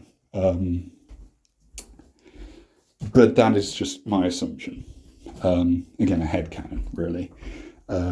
But I think it's possible that might be. I might be right, but no confirmation. But yeah, I do like her. I really do. I think I don't like the new era Shirai Yusuf because I can't get behind Scorpion Kuai Liang. That's just weird. And I don't care for the Clan War stuff. But this whole thing, right, like. She does what she does in Story, she redeems herself, she gets accepted into this new group. That is a character arc that's great for Cyrix. Like MK Gold and the Daylights, joining the Special Forces, helping them out, repaying them for helping him. That is my Cyrix. And this aligns with it. This is Cyrix. 100% this is just like Cyrix as a character. So I have no complaints. I think narratively she comes off the best here, for sure. Definitely one of the better written ones here. One of the ones that definitely benefited. Again, a lot of hoops, right? Like I feel like the whole being a former cyborg stuff, that trauma, I think that's important to the character. But I don't want to see him do the cyber initiative thing for a third time, even if you do have an arc after it instead of having her kill herself or he. Whatever, right? So if this is what we had to do, all this weird new law stuff to get some Cyrix characterization, I will take it in this case. I think that's a worthwhile trade-off. In most of the cases, I'd say no. I think law is actually more important. But in this instance, it's fine. Lastly, noob. God, this has gone on for 2 hours. What the fuck? I just realised that. Oh my god. Let's speedrun noob. Noob's gameplay is awesome. Just from the whole gimmicks, but again, I haven't played them. But the whole shadow thing, you can see the shadow visibly. That tells you when the shadow clone is available. And you have different moves and different attack things that change whether the shadow is available or not. That is incredible. That gives them such an extensive move list. That fully takes advantage of the shadow clone. 10 out of 10, perfect. It makes him stand out, which I think you really needed that. You really need that in this game where I don't think he was needed for this roster. Bihan's obviously here Sub-Zero, and he's already villainous. Smoke's here, so and you got the cameo thing. So I personally think it would have made more sense to make him a cameo. But I think he's really cool in this game in terms of gameplay and design, and he stands out a lot. He stands out a lot where, I'm excited to pay money to play as Noob once again. I've done a good job there. Mind you, I might be a bit biased because, I shit on Noob as like a narrative character because he sucked outside of 3D era. But he's always been awesome, right? Like, edgy boy, we love him. He's cool. And yeah, gameplay wise, design wise, this is probably my favourite Noob. I just wish there was a Cyber Smoke cameo. I think that's a huge missed opportunity. That aside, Noob on his own, ignoring all the factors that make no sense to his appearance in this game. Good to have him. It's very cool. Love the pats here. He's even got gold and white, which is awesome. Which is so cool because I know it's a complete opposite for Noob, but there was a season of greed or whatever in MK11, and he had a pat there, and I assume it's based on that. Awesome to have that back. I love how the glow changes as well. It's not just green for everything. His powers are green, but the kind of same makes sense because the shadow clone powers are purple, so you want distinct colours there. So like the purple glow thing, it's not going to become purple because then you have double purple. But yeah, visually not good. Also, I'm glad there's an orange option. Like this is everything I wanted. The only thing I think is missing is like a red. Like again, I think you got a problem here. I got two similar ones. Like you've got like a light blue, and then that might be white, but that looks more like a light blue. Again, these might look bang game. This is like the second one is like a burgundy color. Like those are less exciting compared to the bottom row, which does some real cool stuff. But it is good palettes. Even if it's like still just like darker colors for most of them. The glow changing alone is enough for detail to make it feel real significant. This is my favorite Noob design, by the way. The costume. The gear, not good default gear. I really like the mask. The panel on the mask looks awesome. But the headwear, the cat ears are a bit too much. He has better gear. I think it's my favorite mask for him, probably. But I think there's better gear overall with better hoods that, when paired together, create the best Noob design. And like a colour like a purple is more of a traditional Noob colour. Although I found it weird because that's not actually like main secondary colour. But a lot of people, when they saw the green out, like it sort of was. And not necessarily. He's had more blues and like whites mixed in with his powers than purple. But obviously good to have purple colours. The other thing I think I'm missing is like a red glow one. I mean, I would have traded 1 and a 2 on the top row for it.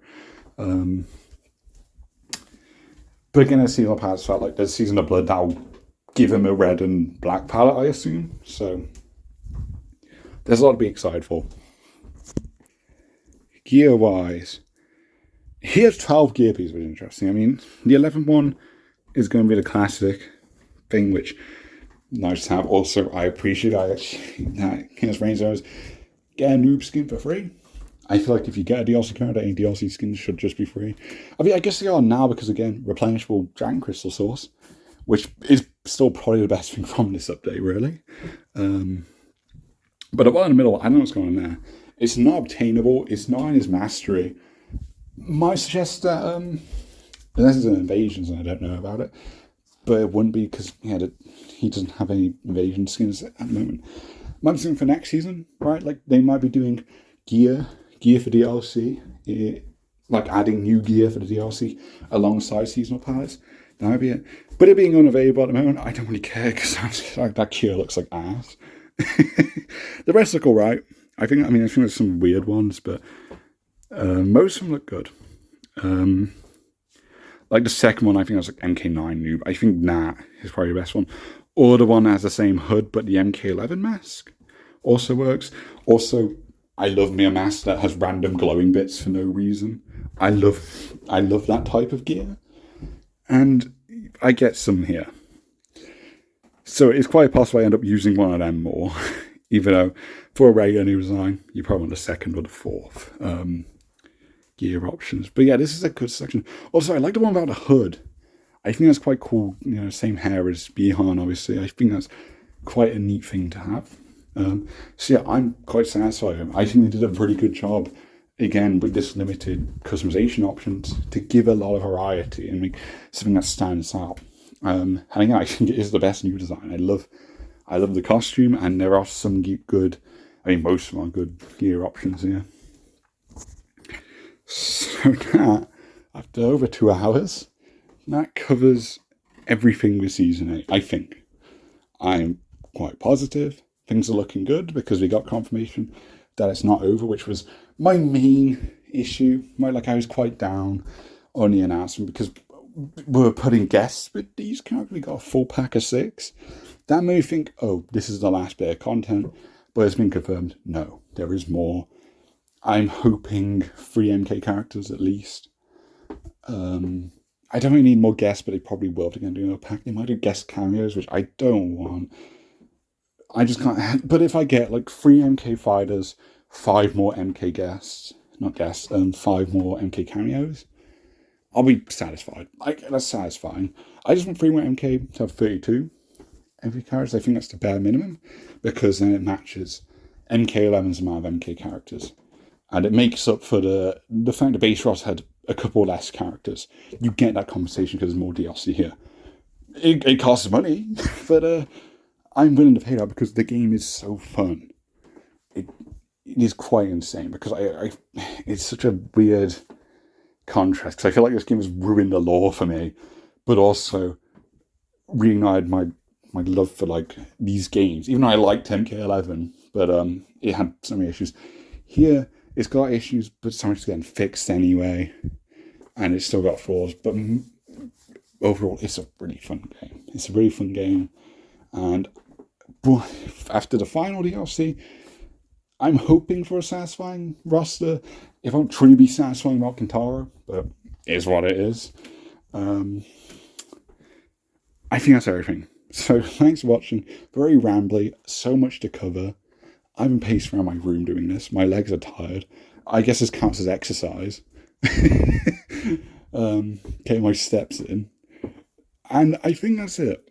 Thanks for watching, and I'll see you next video, whenever that is. Got completely Yankee D stuff. I know I haven't done too many videos. Back at college, focus on other stuff. Also, busy gaming, obviously. Big gamer. And yeah, I'll do more soon because I don't want interest on the channel to drop because I'm trying to get enough watch hours by summer next year so I can get monetized and I can get my my YouTube pennies. So don't worry, there'll be more content. In terms of commentaries, I'll see you when I see you. We'll talk again eventually. So yeah, see ya.